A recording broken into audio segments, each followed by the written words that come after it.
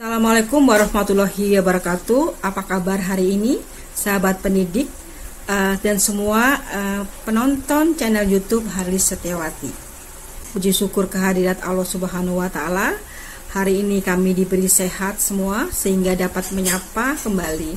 Dan hari ini adalah jadwal untuk kuliah umum fungsi MSDM berdasarkan kurikulum perguruan tinggi dan berdasarkan SKKNI. Kali ini pesertanya adalah semua mahasiswa, mahasiswi, dan para dosen di Setie Muara TW. Terima kasih pada Ibu Hajah Sofia MPD MM yang telah memberikan waktu dan kesempatan untuk saya berekspresi memaparkan materi tentang fungsi MSDM sesuai kurikulum dan SKKNI. Terima kasih Bapak Ibu.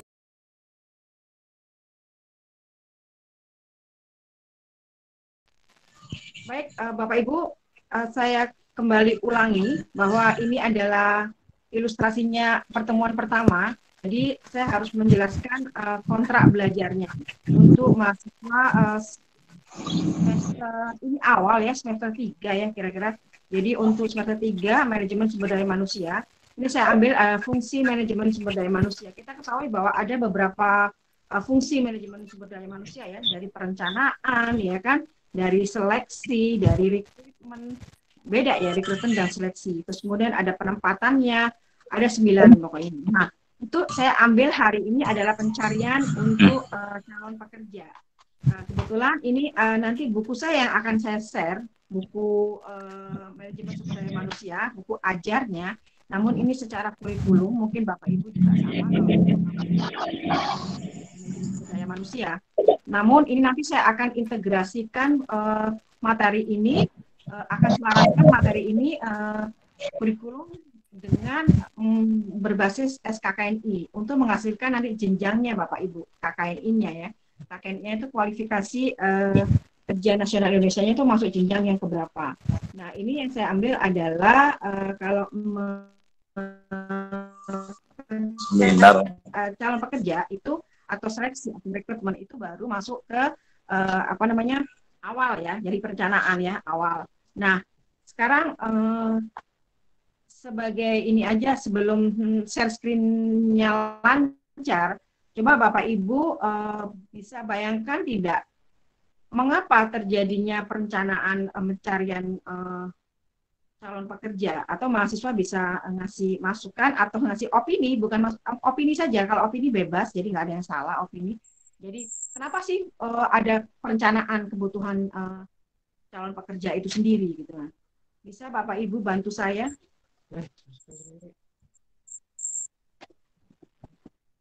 Monggo Bapak Ibu silakan.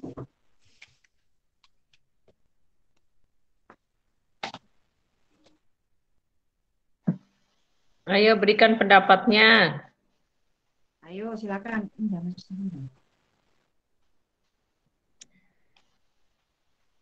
Mengapa diperlukan perencanaan, ya Bunda ya? Ya, kenapa itu? Iya betul. Ini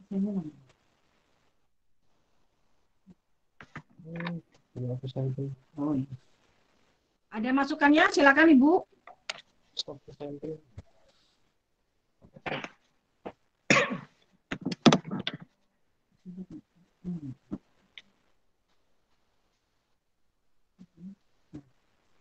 Ada masukan Ibu, kenapa sih perlu rencana gitu kan?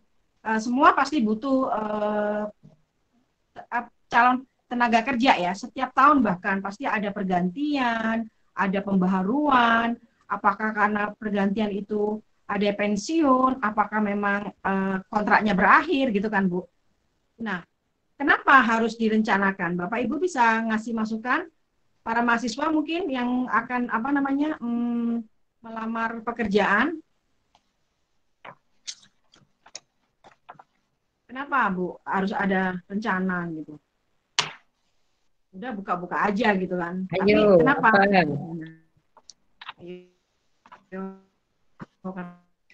Karena ayo gimana ayo pendapatnya? Karena sesuatu yang nggak direncanakan nanti hasilnya juga tidak. Ada yang dosen manajemen sumber daya manusia kan?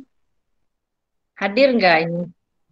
Iya, betul. Jadi apapun, betul. Jadi gini, semua memang harus direncanakan kebutuhan kita berapa gitu kan. Tenaga kerja itu butuhnya berapa. Saat ini ada berapa. Terus memang kita harus ada cadangan ya. Mengapa harus cadangan? Apalagi kalau pendidik ya. Karena pendidik itu cepat banget ya Bu. Dapat dapat kerjanya ya. Jadi kalau ada yang ada yang nawarin bagus, cepet pindah gitu kan. Akhirnya yang tadinya tidak direncanakan itulah akhirnya betul-betul kita kehilangan apa namanya staffnya gitu kan. Nah, nah ini Ibu Bapak share screen bisa dilihat. Share screen-nya bisa dilihat ya Bu. Bisa kelihatan Bu Sofia dan Bisa Bunda, bisa. Ya, oke, baik. Ini adalah sinopsis buku saya. Kebetulan memang kontra belajar ini ada di sini Bapak Ibu. Jadi ini saya harus jelaskan sebelum memulai pelajaran mata kuliah selalu harus menjelaskan ke para mahasiswa itu adalah kontrak belajar. Ini adalah buku saya. Ini ya Bapak Ibu bisa lihat. Ini covernya. Buku Ajar Mata Kuliah Manajemen Sumber Daya Manusia. Ini lengkap dengan kerangka pokok bahasan 16 kali pertemuan sesuai RPS, rencana pembelajaran semester dan silabus, termasuk latihan soal ujian tengah semester dan ujian akhir semester. Nah, ini terbit tahun 2018. Saya agak terlalu cepat kan, Bu? Oke. Oh, delay. Oke. Oke, baik.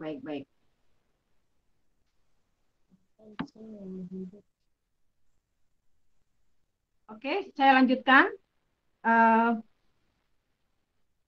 Kontrak belajarnya itu Bapak Ibu, buku selalu ada kata pengantar tentu saja. Silabus tadi karena kita adalah mengikuti RPS dan silabus. Nah, pertemuan 1 ini kita ambil konsep proses atau ruang lingkup, tantangan dan peran MSDM dalam organisasi Ibu.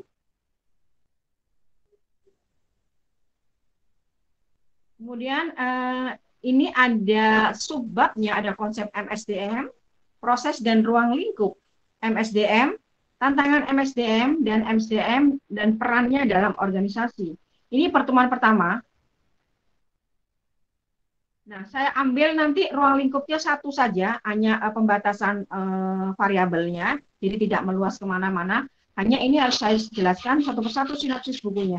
Dan dalam 1 semester saja yang saya jelaskan, 1 semester saja, jadi sampai pertemuan 8 saja.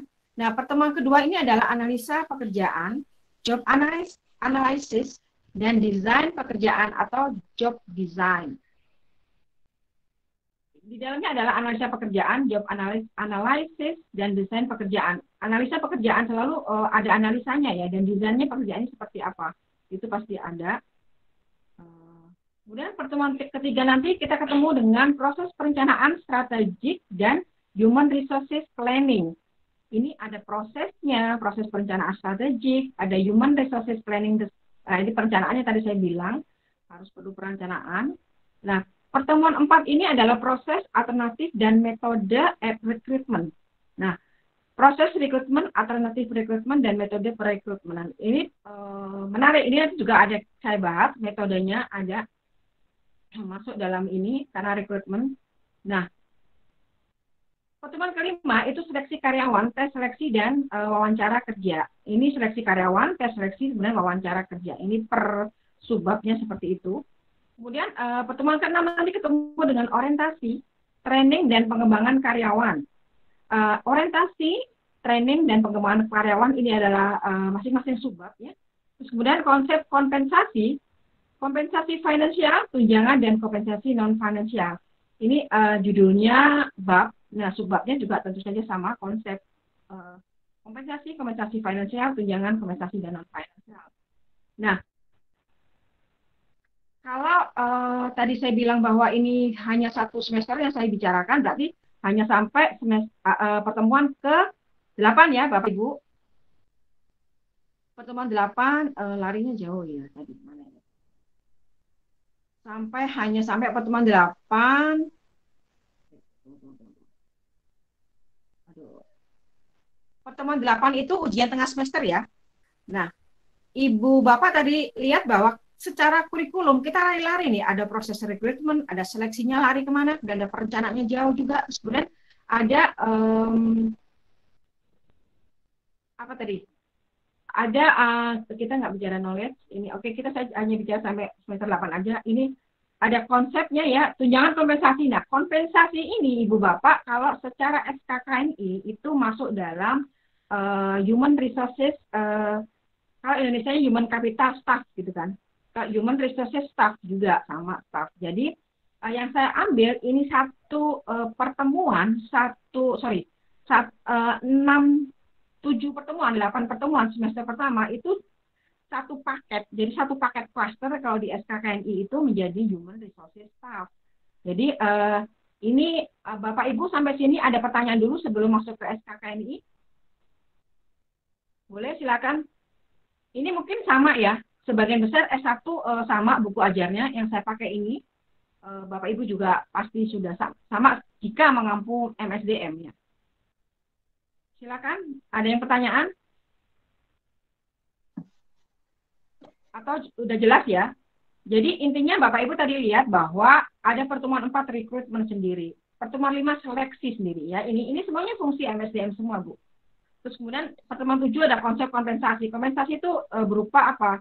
Finansial sama non finansial ya. Gaji, kalau non finansial itu berarti berupa insurans gitu kan. Asuransi kesehatannya gitu ya, Bapak Ibu.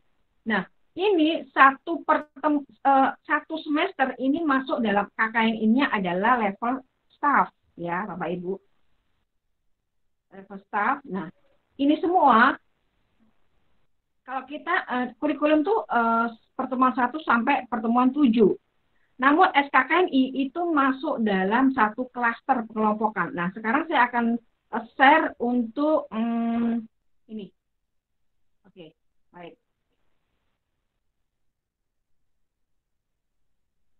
Untuk ini ya. Ini Bapak Ibu kembali saya perkenalkan sekali lagi. Nama saya Haris Setiawati, saya ini home base lecturer-nya di Universitas Pradita, asesor home base-nya di Lembaga Sertifikasi Profesi LSP Instruktur Pelatihan Nasional. Ini saya sebelumnya berpengalaman di Sekolah Tinggi Ilmu Ekonomi Sailendra, Universitas Putra Indonesia Cianjur, dan Universitas Wira Swasta Indonesia. Head Project saya sebagai pimpinan penerbit Yayasan Keluarga HRHV. Buku-buku saya yang sudah diterbitkan diantaranya adalah MSDM yang ini saat ini sedang saya bacakan sinopsisnya tadi. Kemudian kewirausahaan, perilaku keorganisasian, manajemen pemasaran, metodologi penelitian, manajemen koperasi sesuai SKKNI, bela negara jilid 1, bela negara jilid 2, pengabdian masyarakat jilid 1, strategi pengembangan UKM, strategi pelaksana pemasaran, dan sertifikasi metodologi instruktur. Itu dibagi beberapa jilid ini. Sebagai editor saya juga ada beberapa buku. Nah ini belum masuk dalam penerbit Yayasan Keluarga HRHV ya Bu. Ini baru masih dengan penerbit yang lain. Nah ini sebagai trainer dan asesor saya berpengalaman sebagai metodologi asesor, metodologi instruktur, pendamping kewirausahaan, manajer koperasi, penulisan naskah non fiksi, pengelola lembaga keterampilan dan pelatihan, human capital dan pemasaran. Nah ini saya di nomor telepon 081296766621 bisa dilihat di website ya. harissetiawati@gmail.com adalah email. Saya di Facebook juga bisa dilihat Haris Setiawati Hasim Bisri. Twitter jarang tapi saya punya Bunda_Harlis. Untuk Instagramnya saya di penerbit_HRHV. Untuk di website saya di harissetiawati.com. Untuk di YouTube channel ini nanti akan tayang di YouTube channel ini Haris Setiawati. Nah Bapak Ibu tadi saya bilang bahwa kenapa saya buka dulu kontrak belajarnya sesuai kurikulum. Tadi sesuai buku saya ya, ini adalah kurikulum perguruan tinggi. Nah ini ada bahwa standar kompetensi lulusan, kita ada namanya learning outcome atau capaian pembelajarannya. Ketika kita ngomong standar kompetensi lulusan, itu dengan SKKNI itu diharapkan mahasiswa itu akan mampu secara knowledge, ya, secara pengetahuan, secara skill, dan secara attitude. Untuk skill itu ada skill khusus dan skill umum, gitu kan, keterampilannya. Nah ini outcome-nya ini, learning outcome-nya kita ambil di SKKNI itu tersebut di situ jenjangnya jenjang berapa ya. Jadi yang saya bilang tadi bahwa satu semester itu adalah jenjangnya Human Resources Staff. Nah, ini ada KKNI-nya kan. Nah, ini ya. Pengetahuan ini dirumuskan oleh forum prodi sejenis atau pengelola prodi dalam hal tidak memiliki forum prodi ditetapkan dalam PIT. Nah, Bapak Ibu, Muara TW ini pun juga bisa kolaborasi dengan beberapa LSP, atau kalau punya LSP sendiri, LSPP 1 harus kerjasama dengan skemanya itu. Skema yang ada, skema LSPP 1 harus disesuaikan dengan kurikulum Bapak Ibu yang biasa dipakai. Nah, mengapa demikian? Jadi ketika setiap pertemuan itu materinya adalah SKKNI. Dan begitu nanti ujian tengah semester itu bisa ambil langsung uji kompetensi, yang artinya bisa langsung mendapatkan SKPI ya, surat keterangan pendamping ijazah gitu ya. Itu nanti jadi tergantung prodinya apa, jadi tergantung jurusannya apa. Kalau misalnya MSDM berarti sebelum terakhir dari tingkatnya, apakah diambil yang staffnya, apakah diambil supervisornya, apakah diambil yang tingkat manajernya. Nah, tapi kalau S1 ini cukup, biasanya ini masih bisa. Nah, ini kita lihat bahwa acuan dan mencapainya ya, acuannya semuanya standar isi, standar proses, standar penilaian, ada penilaiannya, standar pengelolaan, standar pembiayaan. Pembiayaan ini berhubungan dengan sertifikasi, standar sarpras, sarana dan prasarana ya. Nah, ini dirumuskan sesuai jenis dan jenjang program studi dicantumkan pada lampiran SNDT dan dapat ditambahkan oleh perguruan tinggi. Nah, sekarang perguruan tinggi dibebaskan, Bu. Saya ada skema yang ada misalnya LSPP 3, itu kan umum. Ibu bisa kerjasama dengan LSPP tersebut, namun skemanya disesuaikan. Boleh bilang bahwa saya tidak akan skema yang ada, tapi saya mau disesuaikan beda. Itu sekarang sudah diperbolehkan, kemarin sudah ketok palu ya. Nah, ini capaian pembelajaran lulusan tadi yang saya bilang ya, capaian prodi bisnis manajemen. Kebetulan saya di bisnis manajemen, namun jurusannya itu manajemen retail kalau di Universitas Pradita. Nah, ini secara sikap kita lihat bahwa ini ada kode S9. Ini memang kalau di aturan pekerti itu memang harus mengikuti ini kode-kode. Kalau saya tidak terbiasa, saya terbiasa dengan SKKNI langsung to the point, sikapnya apa, pengetahuannya apa, gitu. Nah, sikap di sini saya ambil dari kurikulum bahwa menunjukkan sikap bertanggung jawab atas pekerjaan di bidang keahlian secara mandiri. Ini adalah learning outcome-nya nanti, learning outcome-nya lulusan ketika mempelajari MSDM ini. MSDM ini apa ada di manajemen saja ya? Ekonomi juga dapat ya. Menurut saya ada dapatnya. Pengetahuan ini secara KKNI. Nah, ini mengetahui konsep yang terkait dengan bidang manajemen sumber daya manusia. Konsep ini sudah ada dalam KKNI. KKNI tadi Pak, Bu, tadi yang saya bilang jenjangnya aja yang berapa? Karena saya ambil yang ini pencarian kerja, itu baru jenjang pertama. Nah, kita ada lagi ketemu keterampilan umum dan keterampilan khusus yang tadi ya. Keterampilan umum itu mampu menunjukkan kinerja mandiri, bermutu dan terukur. Nah, terukur ini Bapak Ibu, ini wakil dari SKKNI, KKNI. Itu terukurnya. Kalau saat ini kita hanya kurikulum perguruan tinggi yang kita pakai, belum terukur. Ya, terukurnya ya karena pertemuan ini kita harus mempelajari ini, kita harus melewati ini. Tapi terukurnya level berapa kita tidak tampak di situ. Tapi begitu KKN ini kita tampak, anak-anak diarahkan kemana nih? Ya, kita ajarkan diarahkan kemana. Nah, kemudian keterampilan khusus ini adalah mampu mengaplikasikan teori-teori MSDM ke dalam berbagai kasus HRD atau personalia. Kita ketahui bahwa MSDM itu nggak jauh-jauh dari HRD, Bu. Human Resources Development, personalia. Nggak jauh-jauh dari seleksi, dari dari perekrutan, penempatan gitu kan. Nah, hari ini metodenya adalah ceramah dan tanya jawab, kuis dan tugas, praktek itu yang akan datangnya. Artinya untuk mata kuliah manajemen sumber daya manusia kita harus melakukan metodenya selalu ceramah dan tanya jawab, kuis dan tugas dan praktek. Tadi saya kontraknya tadi, oke. Ini SKKNI Bu untuk MSDM itu saya ambil adalah tahun 2014 307 nomornya, ini tentang MSDM. Terus kemudian acuan kedua adalah ini buku saya, manajemen sumber daya manusia tadi. Terus kemudian ini dengan website L2 Dikti. Tadi saya lupa sebutkan apa kontrak belajarnya, bahwa biasa sama mahasiswa mesti tahu bahwa kontrak belajarnya minimal kehadiran 75% gitu kan. Betul ya. Atau minimal 75%, kemudian nanti tugasnya berapa persen. Itu adalah di kontrak belajar yang tadi ya, di silabus masuk. Nah, ini adalah buku ajar saya yang tadi sudah saya paparkan di awal. Nah, ini SKKNI-nya Bapak Ibu. Kita ambil langsung diselaraskan. Jadi apa yang kita ajarkan diselaraskan dengan industrinya, dunia industri studi. Dunia industri itu pengetahuan dan teori-teori ini yang kita berikan ke mahasiswa. Kalau di dunia kerja dipakai enggak gitu?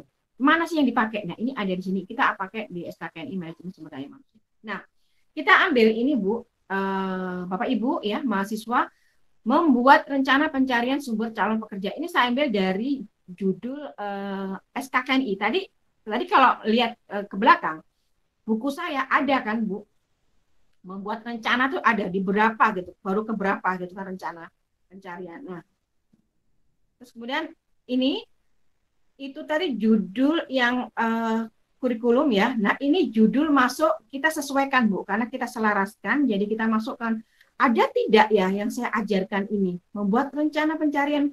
Ya bahasanya mungkin beda. Tadi kan rencana beda, tapi intinya adalah sama. Nah, ini kita ketemukan di kode unitnya ini. Jadi beberapa SKKN itu ada 150 unit mungkin, ada 100 unit juga, beda-beda. Kalau pemasaran MSDM tuh banyak, jadi isinya banyak-banyak. Nah, judul unit ini saya ambil tadi di pertemuan keberapa tadi? Kalau kita ketemu ini apa namanya di perkuliahan. Nah, ini deskripsi unitnya adalah unit ini berhubungan dengan pengetahuan, keterampilan, dan sikap kerja yang dibutuhkan dalam kegiatan membuat rencana pencarian sumber calon pekerja dengan melakukan identifikasi dan membuat rancangan program pencarian sumber calon pekerja sesuai dengan kebutuhan atau kualifikasi yang dibutuhkan oleh organisasi. Nah, tadi Bapak Ibu yang saya tanyakan, mengapa perlu rencana? Nah, ini tadi ada deskripsinya ya. Mengapa ini? Karena kita sesuai dengan kebutuhan, kita buat rancangannya dulu, kita identifikasi dulu kebutuhannya seperti apa ya. Nanti kita akan bahas satu persatu di sini, Bapak Ibu. Nah, pengertian perencanaan SDM itu apa sih? Sebenarnya sih ini sudah udah gampang ya. Mahasiswa tingkat 5 ya, itu berarti sudah lewat ini. Nah, ini perencanaan sumber daya manusia adalah proses sistematik untuk meramalkan kebutuhan pegawai. Nah, kan ada demand dan supply. Ketika kita harus meramalkan kebutuhannya berapa, tersedianya berapa, ya kan? Walaupun kita ada tersedia, kan kita tidak tahu apa yang terjadi kan. Tiba-tiba ada yang cuti melahirkan, itu berarti kita harus ada cadangan-cadangan. Atau kadang-kadang ada yang baru nikah harus keluar dulu gitu ya, biasanya kan. Itu hal-hal yang kita ramalkan. Kita punya ramalan, ini usia gini nih yang belum nikah, oh berarti kira-kira habis nikah dia minimal dia cuti untuk melahirkan gitu. Kita harus ada bayangan. Nah, ketersediaan yang kita lihat dulu gitu. Yang tersedia ini kira-kira punya yang diramalkan apa-apa, itu dia tugasnya HRD. Nah, baik jumlah maupun jenisnya, sehingga Departemen SDM dapat merencanakan rekrutmen, seleksi, pelatihan, dan aktivitas lain dengan baik ya Bapak Ibu. Jadi tadi ini. Nah, ini SKKNI kalau acuan Bapak Ibu, saya tinggal ambil di SKKNI, kopas, nggak boleh ngurangin apapun bahasanya, kalimatnya, tinggal mindahin di sini. Ya, tinggal mindahin. Nah, kita ada elemen kompetensinya ini, kebetulan saya ambilnya ada 2. Saya cari yang 2 bab. Elemen itu kan bab. Yang bab pertama itu mengidentifikasikan kebutuhan calon pekerja. Yang kedua adalah membuat rancangan program pencarian sumber calon pekerja. Nah, ini KUK, ini sebagai subbab. Kalau tadi saya punya rancangan di buku kurikulum, sesuai kurikulum ada bab, terus subbab, kan sama Bu. Judul dan subbab sama tuh saya buatnya. Nah, kalau ini tidak, ini subbabnya tuh lebih ditarik lebih dalam gitu. Nah, ini coba ya, kita baca ya. Bab 1 mengidentifikasi kebutuhan calon pekerja. Subbabnya itu rencana kebutuhan calon pekerja diidentifikasikan berdasarkan prosedur operasi standar sebagai sumber penentuan kebutuhan pekerja. Nah, ini kan kemarin kan ada penerapan tool apalah itu SOP. SOP-nya apa sih sebenarnya? Kita kan ada identifikasi sesuai SOP-nya, SOP masing-masing. SOP HRD, SOP apa itu? Oh, beda-beda gitu kan. SOP biasanya ada satu institusi itu punya SOP, beberapa SOP. Tapi nanti Bapak Ibu bisa info apakah benar gitu apa yang saya ucapkan itu. Karena setiap perusahaan beda-beda sih memang. Di perguruan tinggi pun ada SOP, beberapa SOP yang di ini ya apa berbeda-beda ya. Nah, uraian jabatan diidentifikasi dan dijelaskan sesuai dengan rencana kebutuhan pekerjaan. Nah, uraian jabatan Bu tadi kan ada Bu job description ya kan di apa di kurikulum kan sama kan. Nah, itu kita selaraskan kita ambil sama sebenarnya cuma intinya sama hanya apa bahasanya yang berbeda ini lebih lebih terurai, lebih detail gitu kan. Nah, kalau tadi udah ada rencana yang dibutuhkan apa? Terus diuraikan jabatannya, tentu saja diuraikan kan. Nah, ini yang kedua adalah membuat rancangan program pencarian sumber calon pekerja. Nah, ini subbab yang pertama, sumber-sumber calon pekerja internal dan eksternal diidentifikasi untuk mengisi kekosongan jabatan. Nah, ini Ibu makanya kenapa kemarin ada instruktur KKNI. KKNI itu mewakili SDM, Bu. Makanya ini ada yang saya ambil kebetulan KKNI 3 kemarin dan beberapa nanti ada 2 grup akan KKNI 3 juga. Makanya saya ambil materi ini supaya apa namanya sambil belajar untuk KKNI 3. Jadi biar mengingat karena ini materi awal ya. Saya ambil memang sengaja. Nah, ini sumber-sumber calon pekerja dari internal dan eksternal. Tadi waktu itu kan Bu Sofi bilang bahwa dari mana tuh ambil ininya? Apa namanya? Metodenya pakai apa itu? Internal kah atau eksternal? Metode tertutup kah atau terbuka? Nah, ini di sini sama Ibu. Jadi sama aja di SKKN itu sama. Nah, ini beberapa selanjutnya beberapa alternatif metode pencarian sumber pekerja ya dipilih dan dirumuskan sesuai dengan prosedur organisasi. Nah, setiap organisasi kan berbeda-beda, Bu. Ketika kebutuhan saat ini, oke, secara internal saja, karena di dalam masih ada nih yang perlu dipromosikan. Atau, enggak, kita tetap eksternal, walaupun di dalam ada, tetap kita buka secara eksternal, supaya biar dapat lebih qualified, atau lebih banyak pilihannya, gitu. Bisa jadi, gitu kan. Nah, ini beberapa alternatif metode pencarian sumber pekerja dipilih dan dirumuskan. Itu dipilih dan dirumuskan, itu pasti kan dipilih dulu ya. HRD itu kerjaannya. Nah, program menarik minat calon pekerja. Nah, ketika kita membuka lowongan, berarti kan ada sesuatu yang program kita untuk menarik kan, Bu, Bapak Ibu. Seperti dosen. Kenapa orang ngejar-ngejar dosen sih gitu? Gajinya pas-pasan atau apalah yang banyak curhatan di FB itu ya, di grup FB. Kan ada menarik minatnya, ada jenjang dosennya. Nah, saya akan ngomong masalah itu sekarang. Nah, tujuannya dulu sekarang. Ya. Tujuan perencanaan SDM, Bapak Ibu kalau misalnya ada yang mau menghentikan, bertanya boleh nggak apa-apa.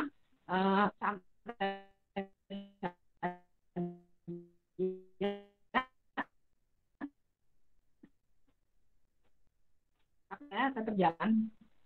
Nanti dicatat juga atau dicat ya. Di pemanfaatan sumber daya manusia, menyesuaikan aktivitas sumber daya manusia dan kebutuhan di masa depan secara efisien ya. Meningkatkan efisiensi dalam menarik pegawai baru, nah kan. Melengkapi informasi sumber daya manusia yang dapat membantu kegiatan SDM dan unit organisasi lain. Karena tuker-tukeran nggak ya Bu dengan organisasi lain tuker deh gitu kan. Nah, ini saya bilang karena saya dosen, Bapak Ibu juga dosen di sini, ini juga ada pengelolanya Ibu Haja Sofia. Jadi ini ada prosedur perencanaan dosen dan tenaga kependidikan ya. Ini stafnya ada juga di sini pada staf ada. Jadi kita sama-sama proses betul tidak. Nah ini oke. Ini ada alur proses perencanaan dosen dan tenaga pendidikannya. Kita lihat ada kondisi organisasi dulu ya. Kondisinya seperti apa? Ini kan identifikasi kondisi dosen yang tadi saya bilang. Kondisi dosen muda itu pasti dia pasti izinnya melahirkan pasti itu kalau baru nikah. Yang punya anak kecil pasti izin karena saya sendiri juga waktu itu sering izin ya. Nah terus kemudian nih apa namanya ada perencanaan kebutuhan ya, terus kemudian pengadaan, ini kan, ini Bapak Ibu udah tahu ini. Saya hanya secara ini dokumen terkait ya kita harus punya standar kompetensi dosennya itu seperti apa sih dosen itu apa gitu, dicari tahu.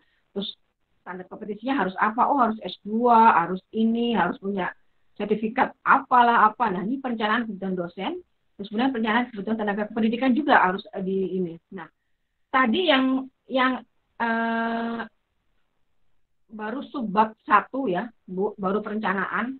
Ini menginjak ke sub 2. Bapak Ibu boleh bertanya, silakan kalau ada. Tadi baru merencanakan, Bu. Tadi itu baru merencanakan, ini baru mengidentifikasi kebutuhan. Tadi merencanakan.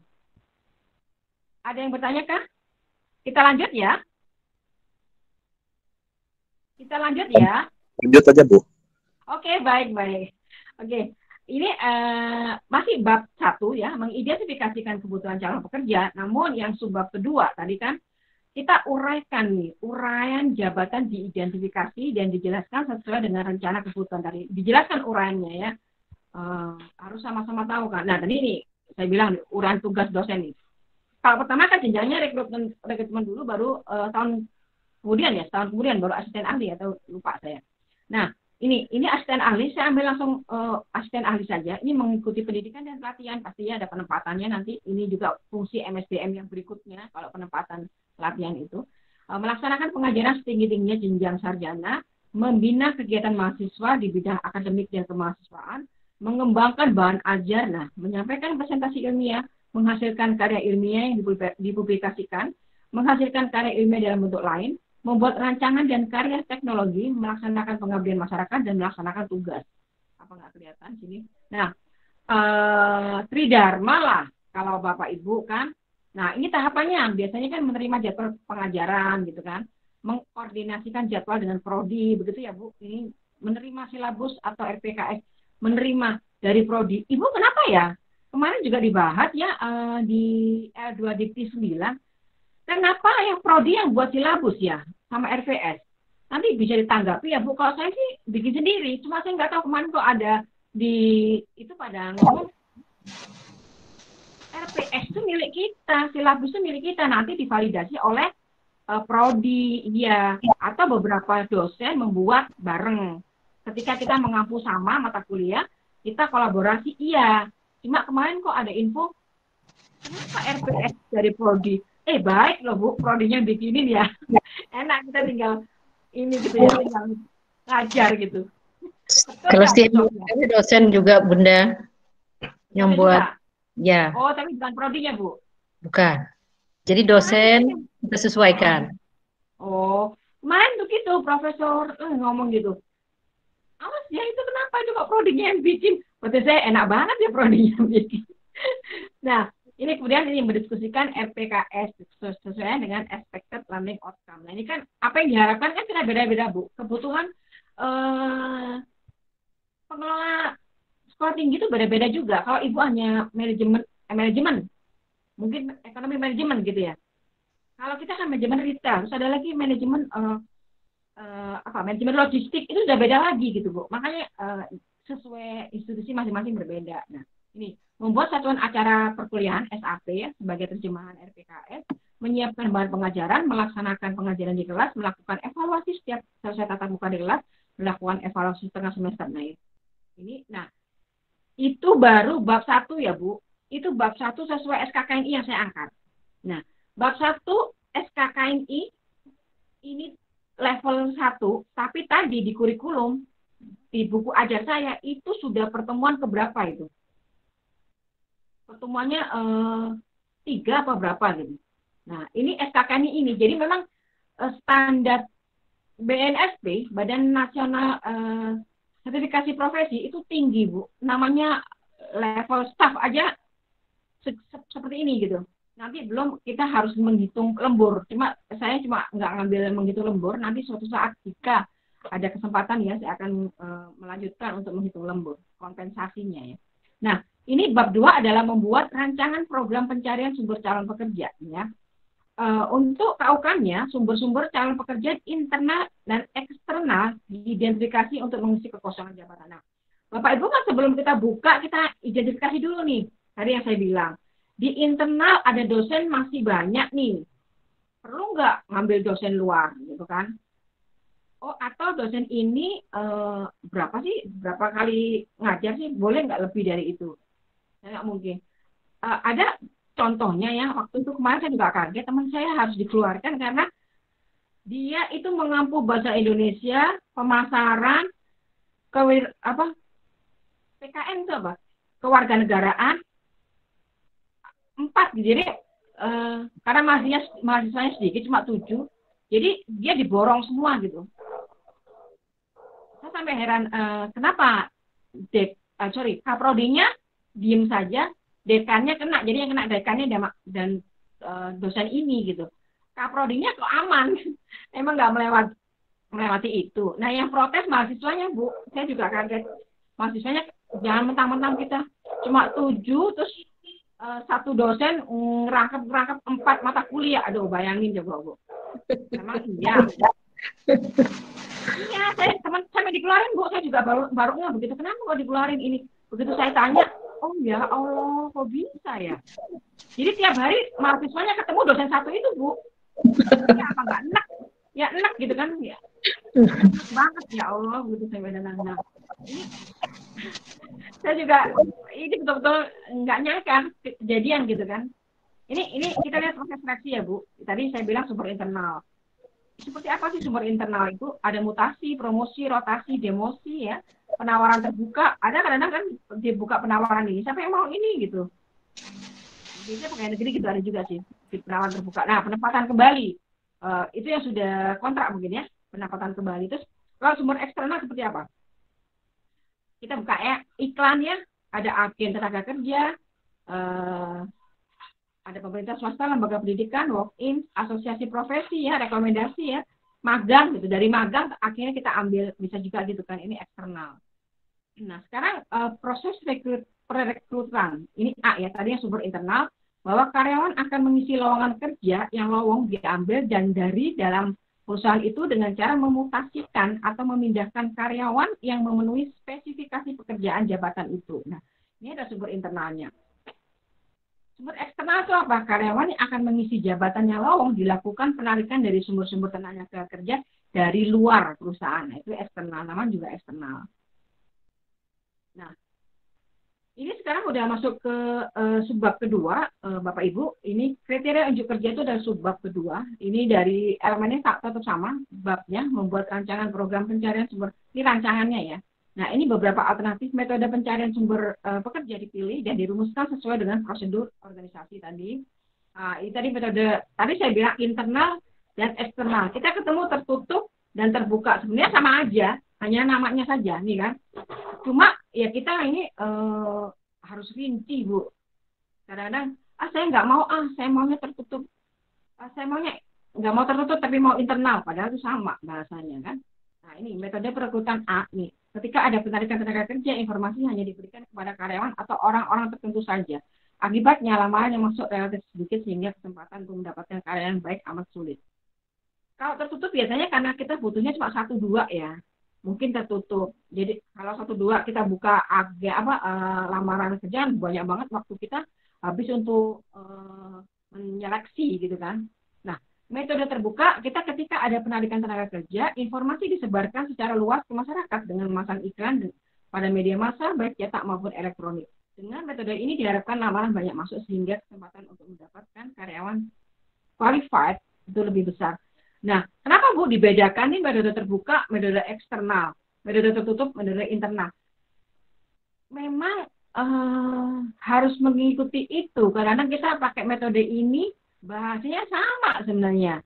Intinya juga sama kan, ya Bu?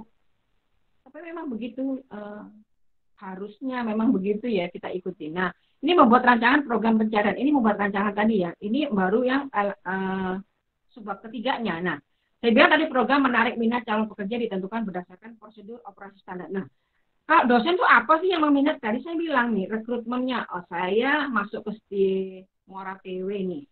Nanti saya kejar jadi profesor gitu kan. Tapi kan saya mengikuti step-stepnya. Ini kan menarik dulu kan, ya kan? Oh nanti ya yang dosen di Muara TW ini akan akan disupport hingga profesor, gitu kan? Itu kan menarik ya Bu. Gitu, menarik. Jadi semua dosennya pada pindah berbondong-bondong ke Bu Sofi, gitu. Wah enak di Muara TW ini disupport nih sampai profesor. Ini kan program-program menarik. Ini contoh untuk dosen ya. Nanti Bapak Ibu kalau misalnya dengan profesi lain ya bisa dibuat sendiri. Program menariknya sih macam-macam.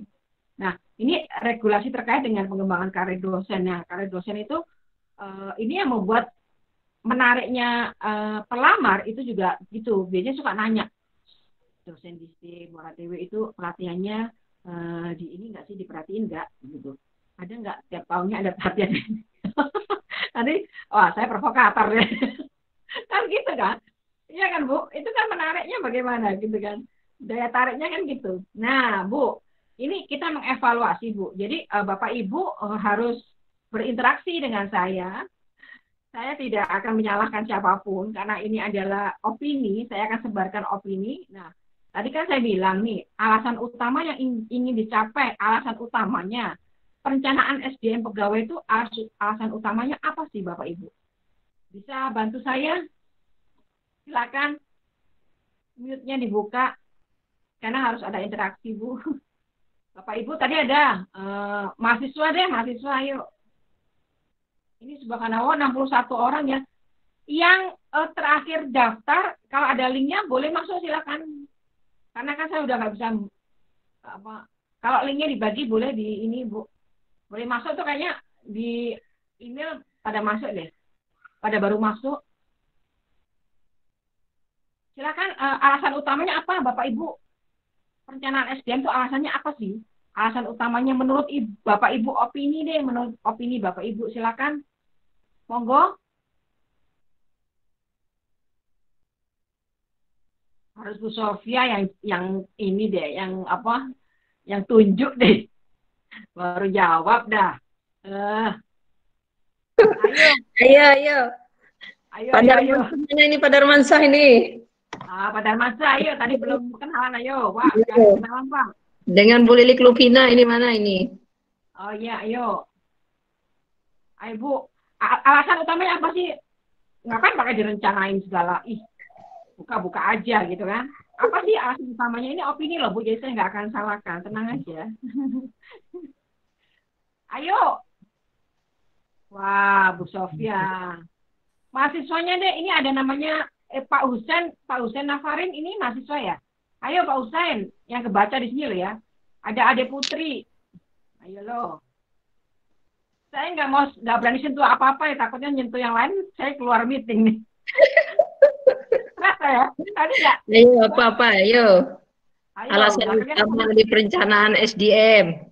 Ayo, apa itu? Apa yang ini kan pasti untuk pengejaran target. Ayo Ibunda kasih gambaran nih.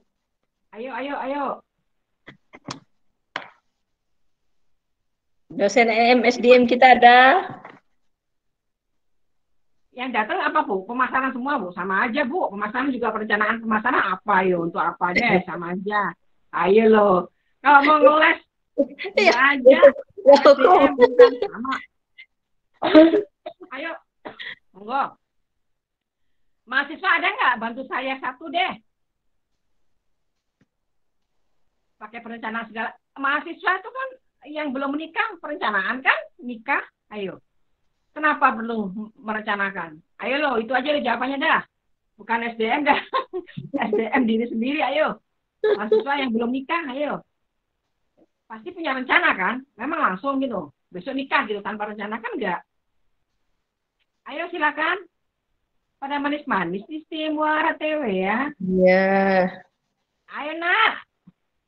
Atau mungkin mau kuliah di STIE kan perlu direncanakan. Ayo. Oh, iya benar. Oh ini Ibu Ade Putri nih. Ayo. Ibu, apa? Oh iya. Monggo nak. Kayak kita tuh jadi kayak bisa mengetahui gitu Bun, biaya yang dikeluarkan berapa gitu. Oh iya.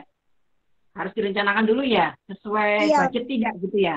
Oke, pintar. Sip, Ade Putri, mahasiswa. Ayo, satu lagi dah. Ini kan perempuan laki, yuk. Laki dong, jagoannya yuk. Jagoannya yuk. Jagoannya mana jagoannya? Arjunanya Padi. Assalamualaikum Ibu. Waalaikumsalam. Sri Kandi lagi, oke, yuk, monggo. Ya, Devi mau jawab. Alasan utama yang ingin dicapai dalam perencanaan sumber daya manusia. Biasanya kalau misalnya kita nih mau masuk universitas STE kayak Devi kan, berarti yang Devi rencanakan adalah 3 tahun sebelum Devi lulus harus menyediakan nilai dulu nih. Misalnya mau dapat beasiswa, berarti harus dapat target nilai yang sekian gitu loh. Oh ya, target ya. Ya. Soalnya kalau nggak mencapai target di DO kan, itu harus direncanakan tuh. Mungkin maksudnya begini Bunda. Itu. Mungkin maksudnya begini Bunda. Ya. Di STM Muara TW kan ada program nih Bunda, kalau mahasiswanya yang pinter, nilainya bagus, terus akhlaknya juga bagus, mereka kan diteruskan di beasiswain untuk S2 Bunda. Jadi maksudnya direncanakan untuk ke sana, itu mungkin arah ininya perencanaannya. Harus siap dengan nilai yang bagus gitu maksudnya. Oh, saya mau dong Bu pindah di Muara TW Bu. Alhamdulillah Bunda, kita sudah 6 orang Bunda dari lulusan kita yang kita sekolahkan untuk disiapkan untuk dosen. Mereka kan harus penerus lah Bunda gitu. Iya. Alhamdulillah. Laki-laki dia. Saya kan Coba jawab ya Bun. Ya, monggo Pak Firman ini ya. Nggih. Oh ya, yuk monggo Pak. Kenapa dibutuhkan perencanaan dalam sumber daya manusia? Karena itu tadi faktor utamanya adalah kebutuhan. Jadi kita ingin bisa mencapai apa saja kebutuhan yang diperlukan ketika kita ingin merekrut sumber daya tenaga kerja tersebut.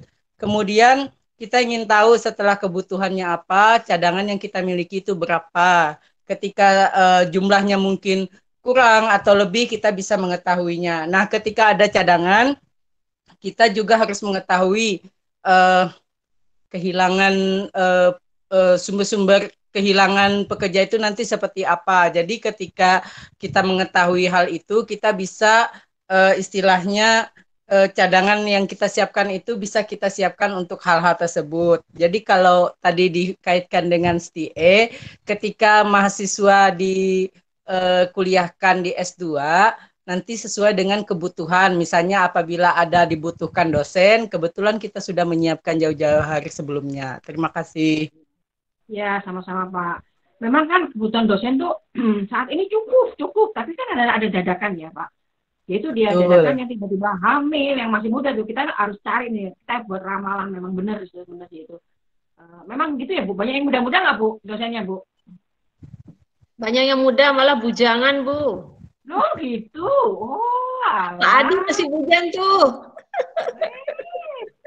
Nanti dicariin ya Bu. Bu Ajija. Iya, kita buat biro jodohnya itu kemarin ada tuh yang Mario single. Oke, sudah ada dua pemudi, dua mahasiswi dan satu bapak ya. Kalau Bu Sofia kan nggak usah dihitung lah, nggak usah itu. Nah, itu ya memang itulah alasan utama, harus ada alasan utama. Kadang kan nggak bisa lah dadakan itu, pasti harus ada ini. Ya nggak mungkin kalau misalnya ada yang sakit tiba-tiba. Perkuliahan dihentikan kan tidak, atau ditinggalkan gitu saja kan tidak ya Pak. Memang harus ada cadangan. Nah, sekarang yang kedua nih, ini evaluasi karena memang evaluasi sesuai kurikulum, jadi harus dilewati. Peran manajer SDM pada awal perkembangan manajemen SDM pada umumnya. Nah, ini opini ya, ini lebih ke opini karena peran manajer pada umumnya. Jadi secara umum untuk perkembangan manajemen itu sendiri secara umum tuh seperti apa perannya? Bisa bantu saya, mahasiswa boleh, Bapak Ibu dosen juga boleh.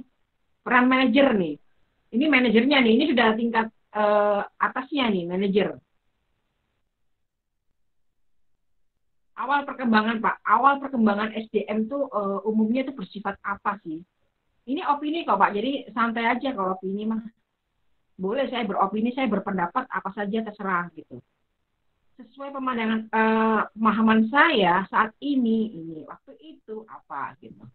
Ayo dijawab. Ayo. Ya dijawab. Bagaimana peran manajemen? Mengelola diri sendiri dan orang lain. Ayo teruskan. Ayo. Ini kan sebenarnya SDM itu hanya pengelolaan kan. SDM itu sebenarnya. Ya namanya SDM, human capitalnya, modalnya manusia kan. Manusia itu bagaimana? Kita ada di visi misinya bagus nih. Visi misinya SDM Muara TW bagus banget. Tapi orang-orangnya, pekerjanya nggak melakukan itu. Ya. Jadi perannya itu dipertanyakan kan. Iya kan Bu? Betul. Sudah ada bagus nih, tata-tatanya bagus, tapi semuanya melanggar. Nah, SDM-nya lagi. Itu kan aset terpenting gitu kan. Ayo silakan bisa. Ayo. Tadi Pak Azur siapa gitu? Bu Siska mana Bu Siska? Bu Aziza ya? Bu Aziza, ayo. Ayo Bu Aziza. Saya lupa tadi siapa beberapa.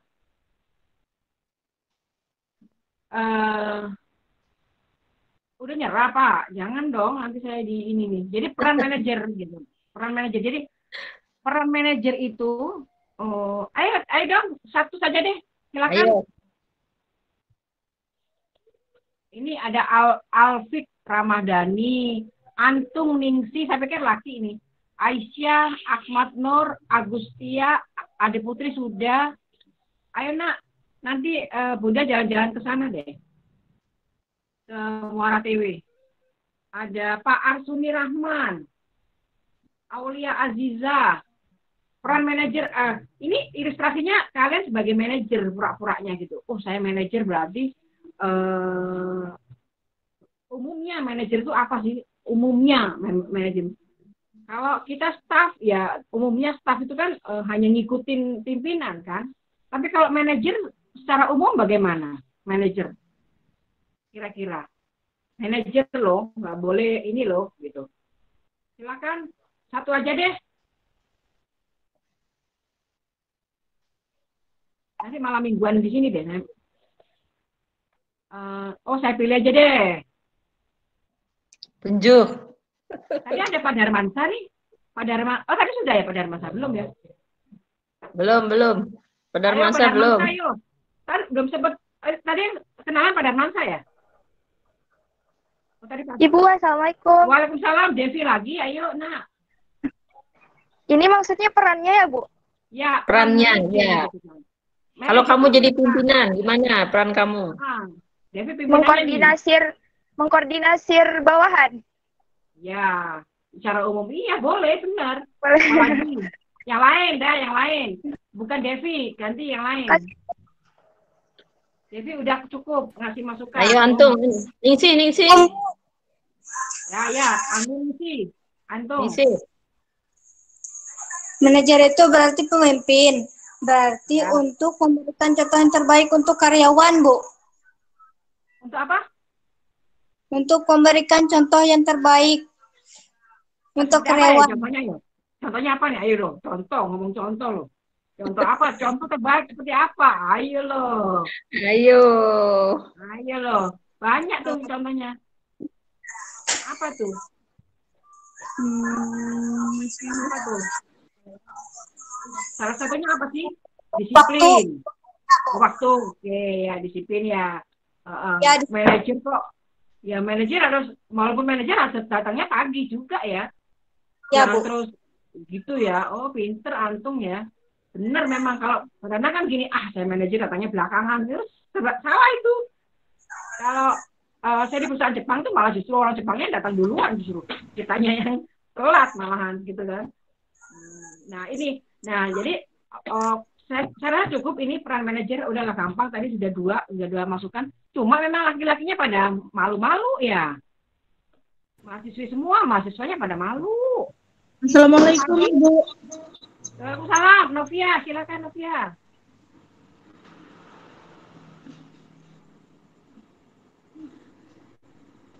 Suara hilang nak. Ayo silakan nak. Ayo silakan berpendapat. Ayo, ayo. Peran manajer. Assalamualaikum. Waalaikumsalam, Pak Yusril. Suara aku tidak anu. Iya Bu, Ketawang deh. Aku itu udah tadi Ya, fokus. silakan. itu tadi peran manajer ya Bu. Iya, benar, peran manajer loh. Nah, Yusril sebagai manajer nih, apa perannya? Selain memimpin, manajer juga bisa memotivasi dan menginspirasi. Oh ya, menginspirasi kayak apa itu? Seperti tepat waktu dalam bekerja. Kasih contoh ya. Oke, terus? Oh ya, contohnya maksudnya. Itu aja Bu. Oh, gitu aja. Yusri itu 4 kali daftar loh. Semua dijawab, temennya dijawabin semua. Saya ingat nih, jadi ingat. Bener nggak? 4 kali daftar. Saking semangatnya 4 kali daftar. Sampai ada yang salah masuk ke kamar lain. Oh, ke kamar lain. Lucu deh, sampai semangat tapi bagus semua rasanya bagus deh. Antusias itu masih muda, bener itu kalian tunjukkan kayak gitu bagus itu. Jadi itulah pemuda gitu kan. Karena pengganti kami nanti ya Bu Sofia itu kalian semua gitu. Kalau kami kan ya berhentilah sampai segini tapi kalian tuh bisa jadi Assalamualaikum, Ibu. presiden. Ya silakan Novia. Menurut saya menjadi seorang peran seorang manajer itu mengatur para karyawan, Ya. Novia. mengarahkan dan mengawasi para karyawan. Iya. Menurut saya seperti itu. Oke. Ini Novia pakai coax nih kayaknya. Planning, organizing, executing, controlling. Bener ya, menggerakkan, mengawasi. Dia pakai coax itu. Ya bagus. Itu memang basicnya itu memang coax, bener memang. Manajemen semuanya itu coax memang bener. Nah, ini cuma lebih ke SDM-nya. Jadi kalau SKKN ini memang harapannya adalah tidak hanya secara knowledge, skillnya tadi tunjukkan betul tadi benar ada jawabannya. Skill itu apa? Disiplin ya gitu kan. Attitude-nya kan. Soft skillnya itu disiplin, benar itu benar. Terus kasih contoh menginspirasi, benar itu semua. Nah, disiplin dan menginspirasi itu tidak dapat ketika kita kuliah. Nah, itu memang ketika kita betul-betul turun bermasyarakat, turun di industri, itu baru kita merasakan. Nah, kalau kalian sekarang kuliah disiplin karena kalau enggak boleh masuk, benar nggak? 15 menit telat nggak boleh masuk kan gitu. Kerja apalagi gitu. Nah, itu kalau kebiasaan kuliah itu kalau tidak dirubah itu nanti akan lanjut ke kebiasaan ketika jadi pekerja juga demikian. Nah, memang tadi benar secara SKK ini tadi secara knowledge udah ada, manajer itu perannya apa ya tadi coax tadi. Terus kemudian secara keterampilan tadi ya itu menginspirasi itu juga keterampilan ya, hard skill. Terus kemudian soft skill juga ada, attitude juga ada. Ya, Novia mau menambahkan lagi? Oh, kirain mau menambahkan. Assalamualaikum Ibu. Ya, waalaikumsalam warahmatullahi wabarakatuh. Radia Angelina. Oh, bagus banget namanya. Jadi Ulun mau membantu menjawab pertanyaan Ibu yang nomor 2 tadi.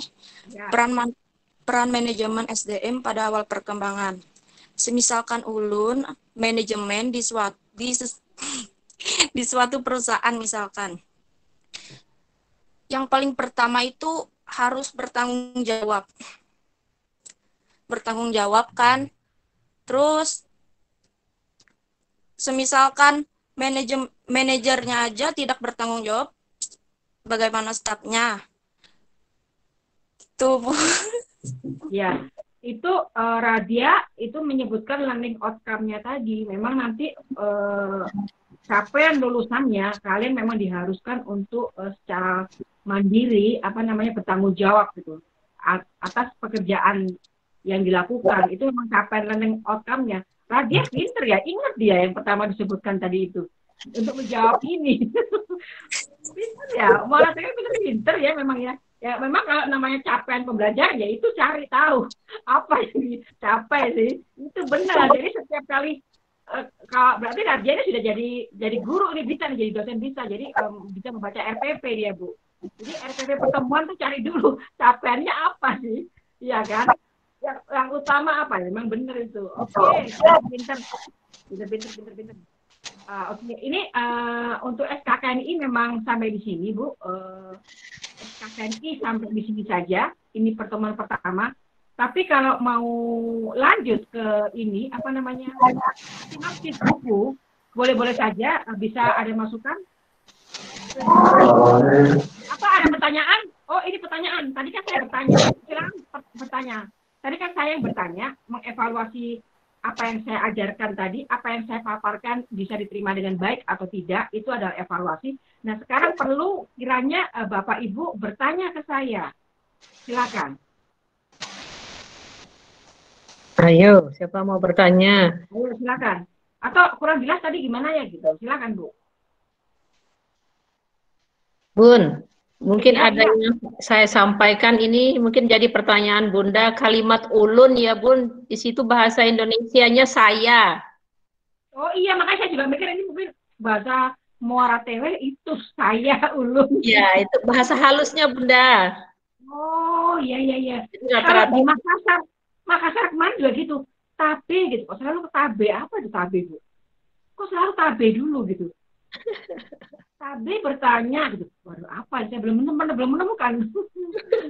Oh ulun tuh ya ya, oh halusnya. Oh halusnya saya. saya, iya. Tapi dari yang muda ke tua. Oh baik-baik. Oh gitu. Iya. Saya perlu datang ke sana deh, Bu. Saya diundang ke Muara Tewe deh, Bu. Harus. Kapan-kapan Bu ke sana, Bu.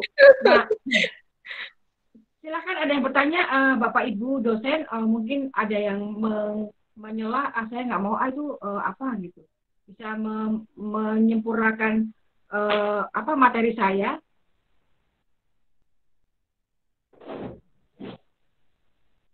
Atau mau lanjut ke buku ya, Bu? Boleh, Bun. Ada pertanyaan?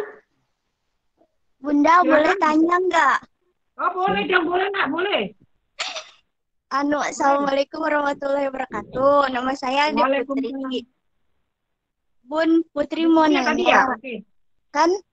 Kan tadi kan ada beberapa dari teman-teman jawabnya katanya manajemen itu harus mengkoordinasi bawahannya atau semacam kayak membosi bawahannya gitu, Bun.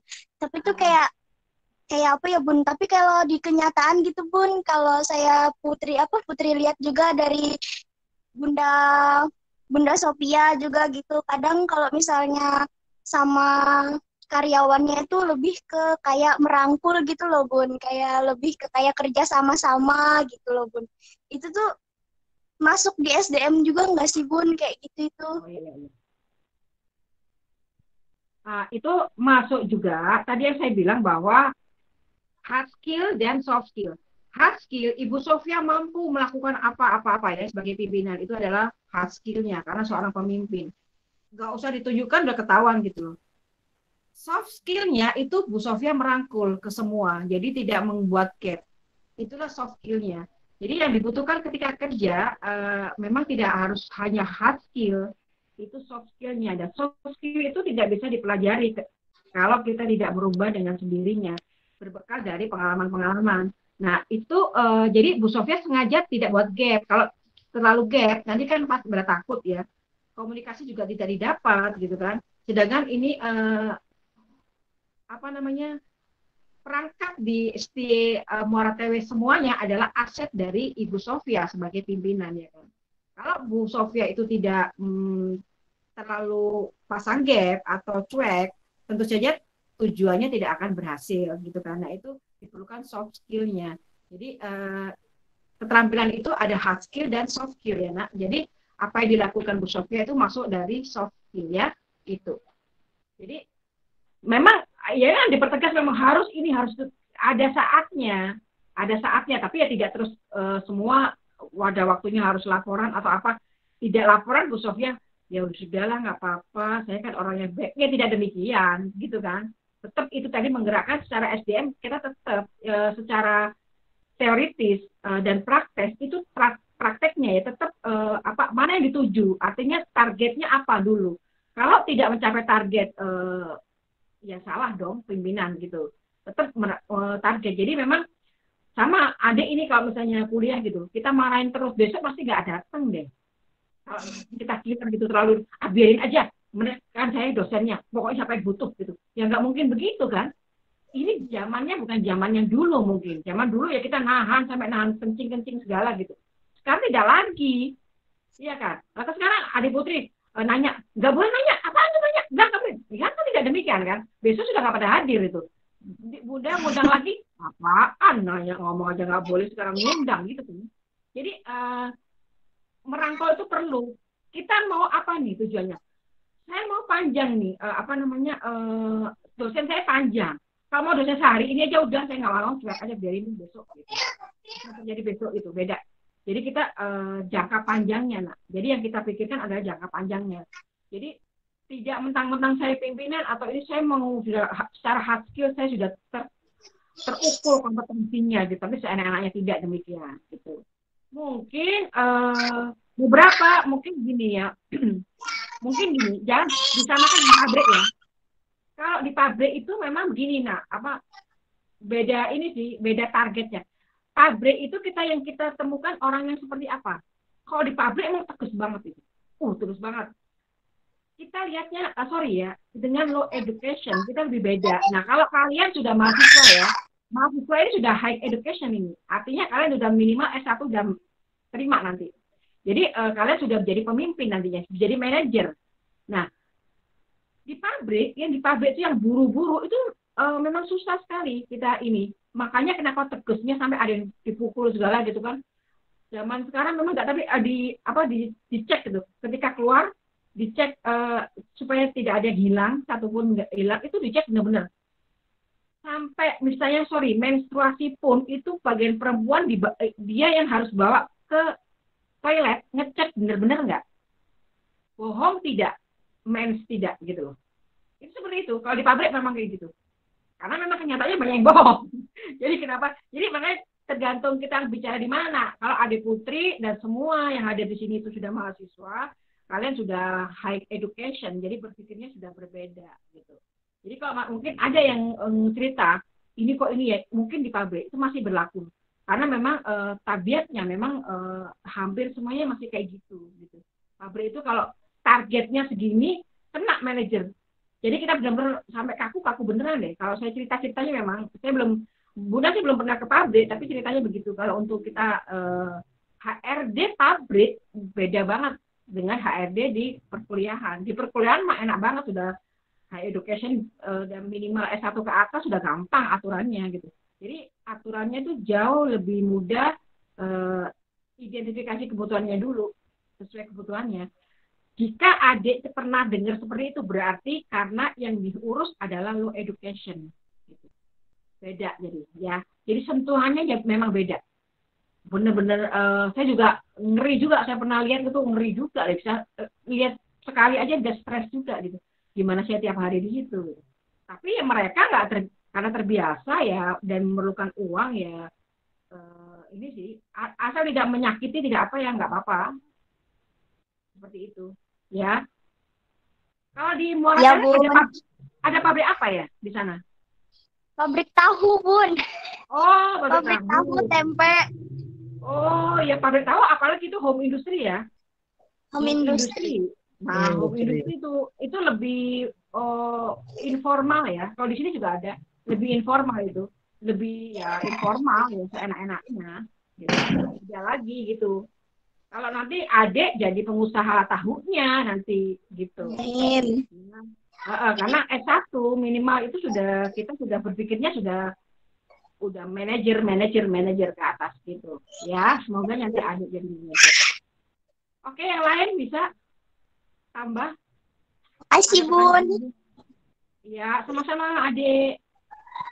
Yang lain? Iya. Selamat malam, Bun. Selamat malam. Saya ingin bertanya, Bunda. Oh, ini mahasiswa ya?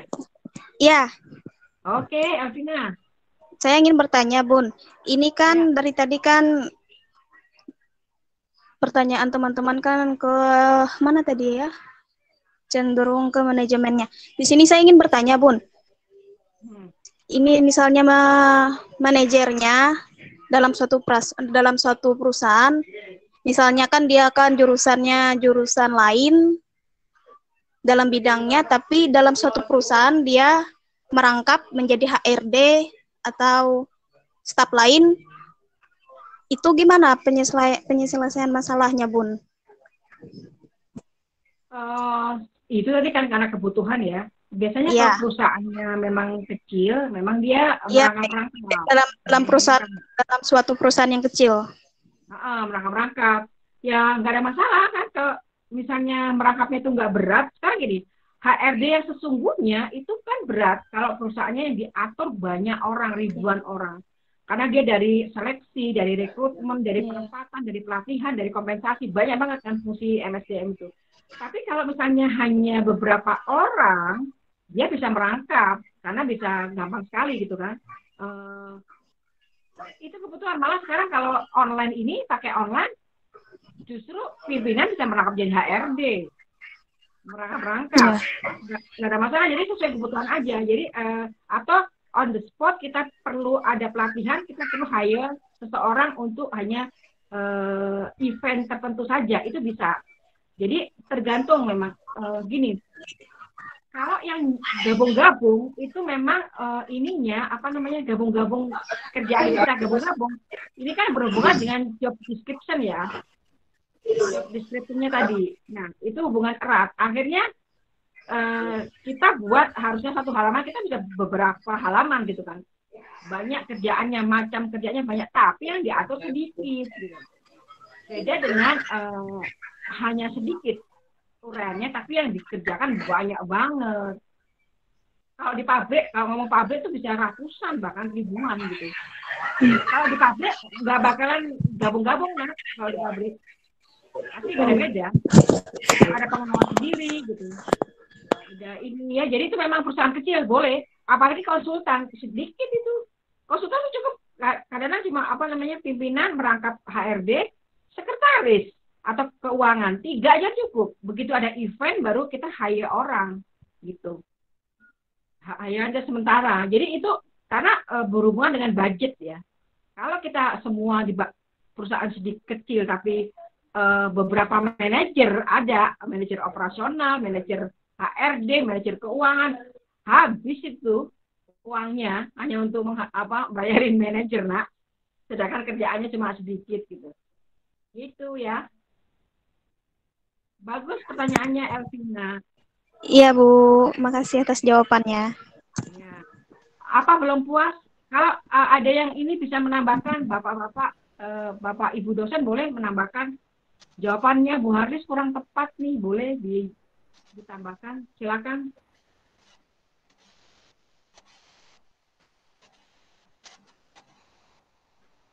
Sekarang Mas deh, ini yang semangat mahasiswinya ya, semangat 45 nih Muara TW.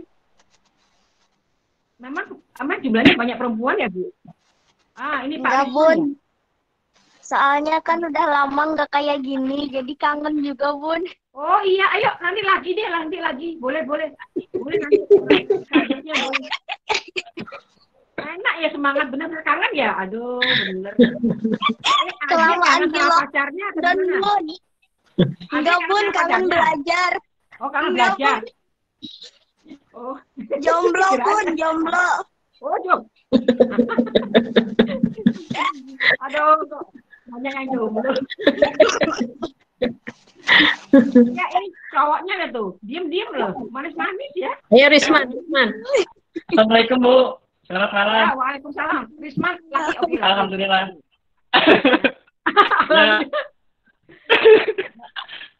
Jadi gini Bu, kan ibaratnya sambil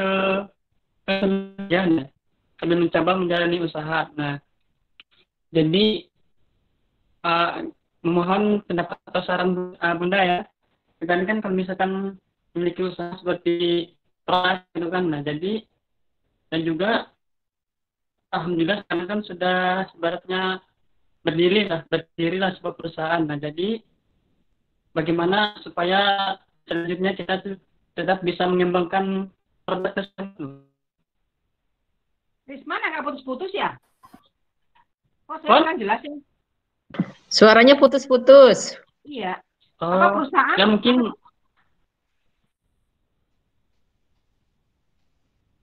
hilang suaranya. Kenapa, Bu? Suaranya hilang.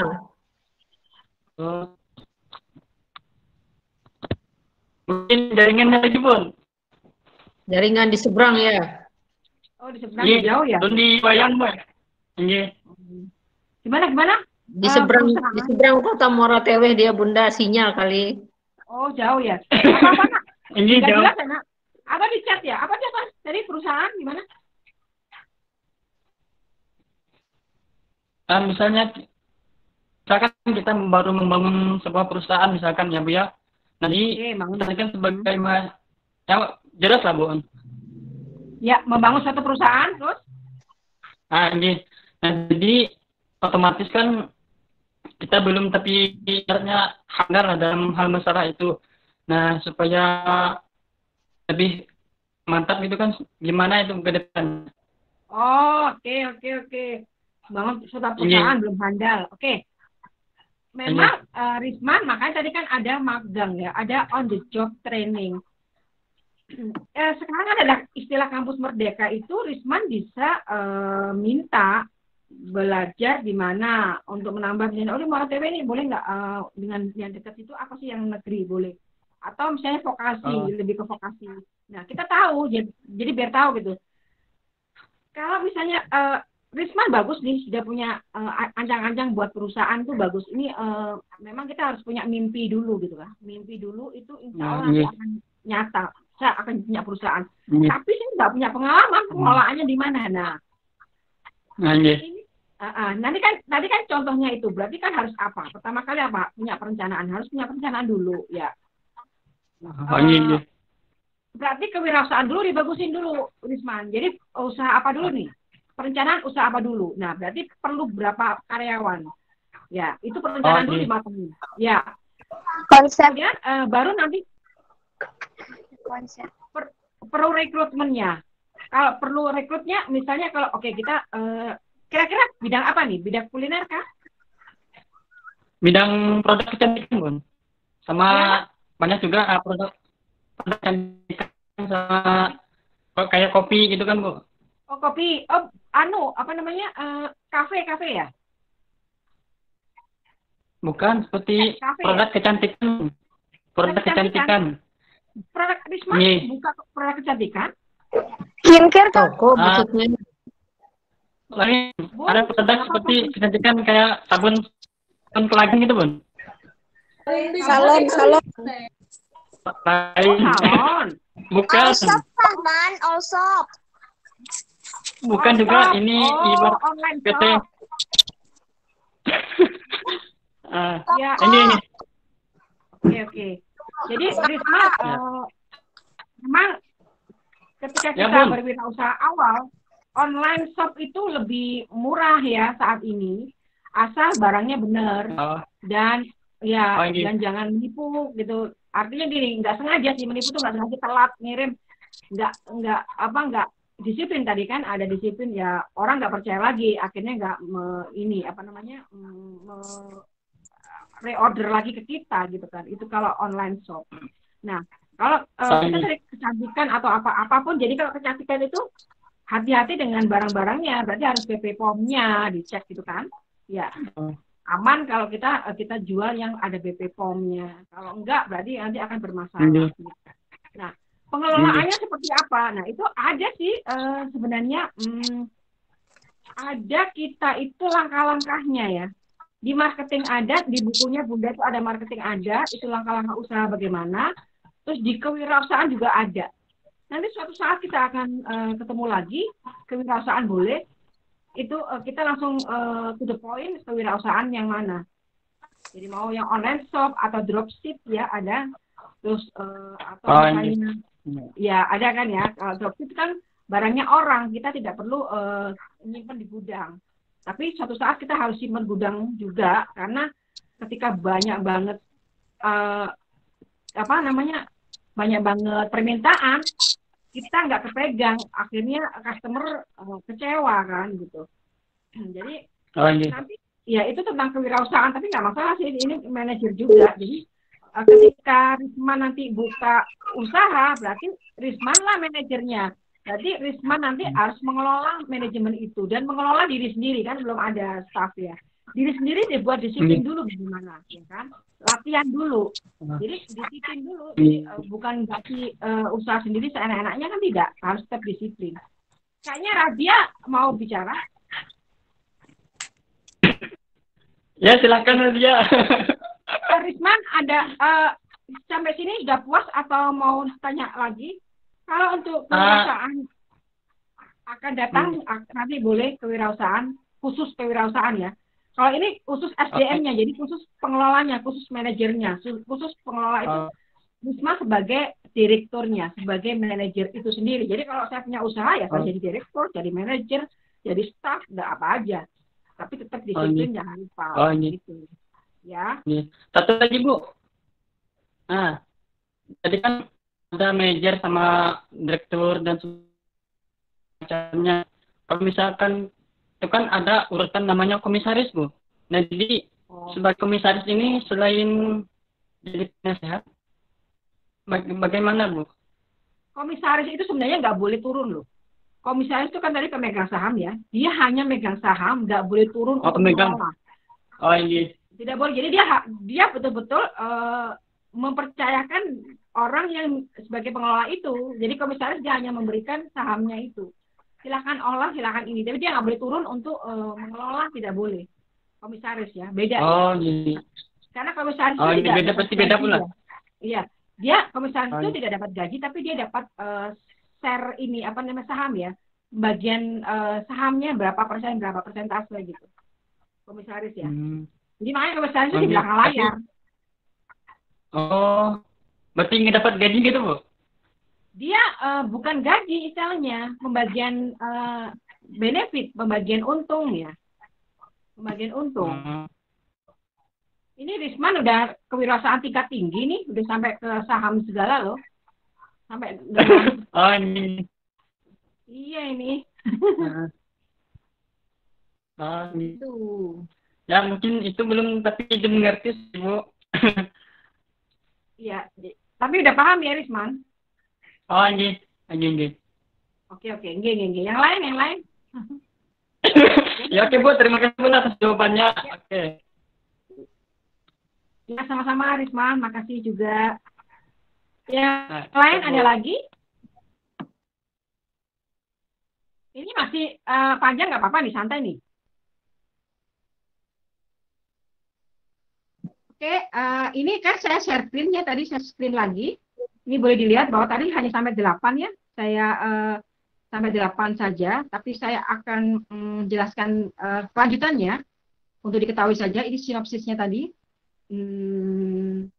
Tadi kan sampai 8 itu UTS ya, ini UTS. Ini ada pertemuan 9-nya tuh manajemen dan penilaian kinerja. Ini sudah manajemen kinerja ya. Kemudian pertemuan 10-nya ada manajemen karir. Nah, manajemen karir nih. Terus kemudian ada keselamatan dan kesehatan kerja karyawan. Nah, ini nih K3-nya. Nah, Risman untuk pengusaha dia harus mengenali bahayanya di tempat kerja. K3-nya diperlu, karakteristik dan peran keselamatan kerja ini diidentifikasi ya. Ini ada komitmen manajemen dan keamanan. Terus kemudian pertemuan selanjutnya ini adalah syarikat pekerja dan perundingan bersama hubungan kekaryawanan. Nah, syarikat pekerja ini dibutuhkan ketika banyak banget stafnya yang ratusan itu perlu. Nah, terus kemudian ini ada K3-nya ya, keselamatan dan kesehatan kerja. Ada konsep produktivitas kerjanya, ada visi misinya tadi yang saya bilang, ada strategi untuk meningkatkan produktivitas kerja. Nah, karena sesungguhnya tujuannya ya untuk meningkatkan produktivitas kerja ya kan. Untuk apa kalau kita produktivitas itu tidak meningkat gitu kan? Sama saja kan kondisi kita jelek gitu kan. Nah, ini ada ya pertemuan ke-14 itu MSDM dalam bisnis global, kemudian pengembangan MSDS global, dan kita ketemu knowledge management dan learning organization. Ini knowledge management ini artinya begini. Tunggu dulu, saya nanya dulu. Ini para mahasiswa sudah terima mata kuliah ini kah? MSDM? Sudah, Bun. Oh, Bu, sudah. sudah Bu. Berarti Udah, Bun, sudah di semester 3 sama semester 4. Oh ya benar. Sudah, Bu, Sudah. sudah. Oke. Berarti sudah pinter dong. Alhamdulillah, Bun. Oke. Yang ngajar soalnya Pak Darmansyah. Oh, Pak Darmansyah. Aduh, Pak Darmansyah diem-diem deh. Ya. Luar biasa itu Bu. Pak Herman yang terbaik. Pak Darmansyah lagi sakit, Bun. Sakit apa, Bu? Isolasi di rumah sakit, COVID. Oh, kok COVID ya Allah. Dari luar kota. Beliau kan di bagian kesehatan, Bun. Oh. Rupanya jadi ada masa lemahnya melayani pasien. Iya. Ya semoga Pak Darmansyah segera pulih, Bapak. Mohon maaf. Tadi Nah, izin ini- keluar, Bun. Iya izin. Oh iya saya nggak begitu perhatian. Oke. Baik, ini para mahasiswa knowledge management bisa jelasin ke Bunda apa itu knowledge management? Katanya kan sudah dapat. Ayo lo. Knowledge management. Namanya juga knowledge. Knowledge apa? Pengetahuan. Pengetahuan apa? Manajemen. Manajemennya manajemen. Pengetahuan manajemen apa itu? Nah, ini kan tadi kontrak kerjanya, kontrak belajarnya ya. Tadi saya bilang bahwa tujuannya, deskripsinya, pendekatan umum, dan ini evaluasinya, ini yang penting. Presentasi kehadiran partisipasi aktif 75% ya, benar ya, sama ya. Penilaian terhadap tugas, penilaian terhadap respon, ulangan, penilaian terhadap partisipasi aktif dan diskusi, UTS dan UAS, sama. Nah, ini udah selesai semua, saya sinopsis. Ini sudah pada pinter. Jadi, knowledge management tadi apa ya? Ada yang bisa bantu? Atau ada pertanyaan lagi? Jadi gini, kalau knowledge management sebenarnya begini. Ketika para mahasiswa ini tadi ya, apa namanya ini, ada tadi yang bertanya pada penanya-penanya dari pinter-pinter ya. Itu adalah asetnya Setie Muara Tewe. Ketika Setie Muara Tewe itu udah selesai karena memang udah apa namanya kalian sudah mau lulus ya.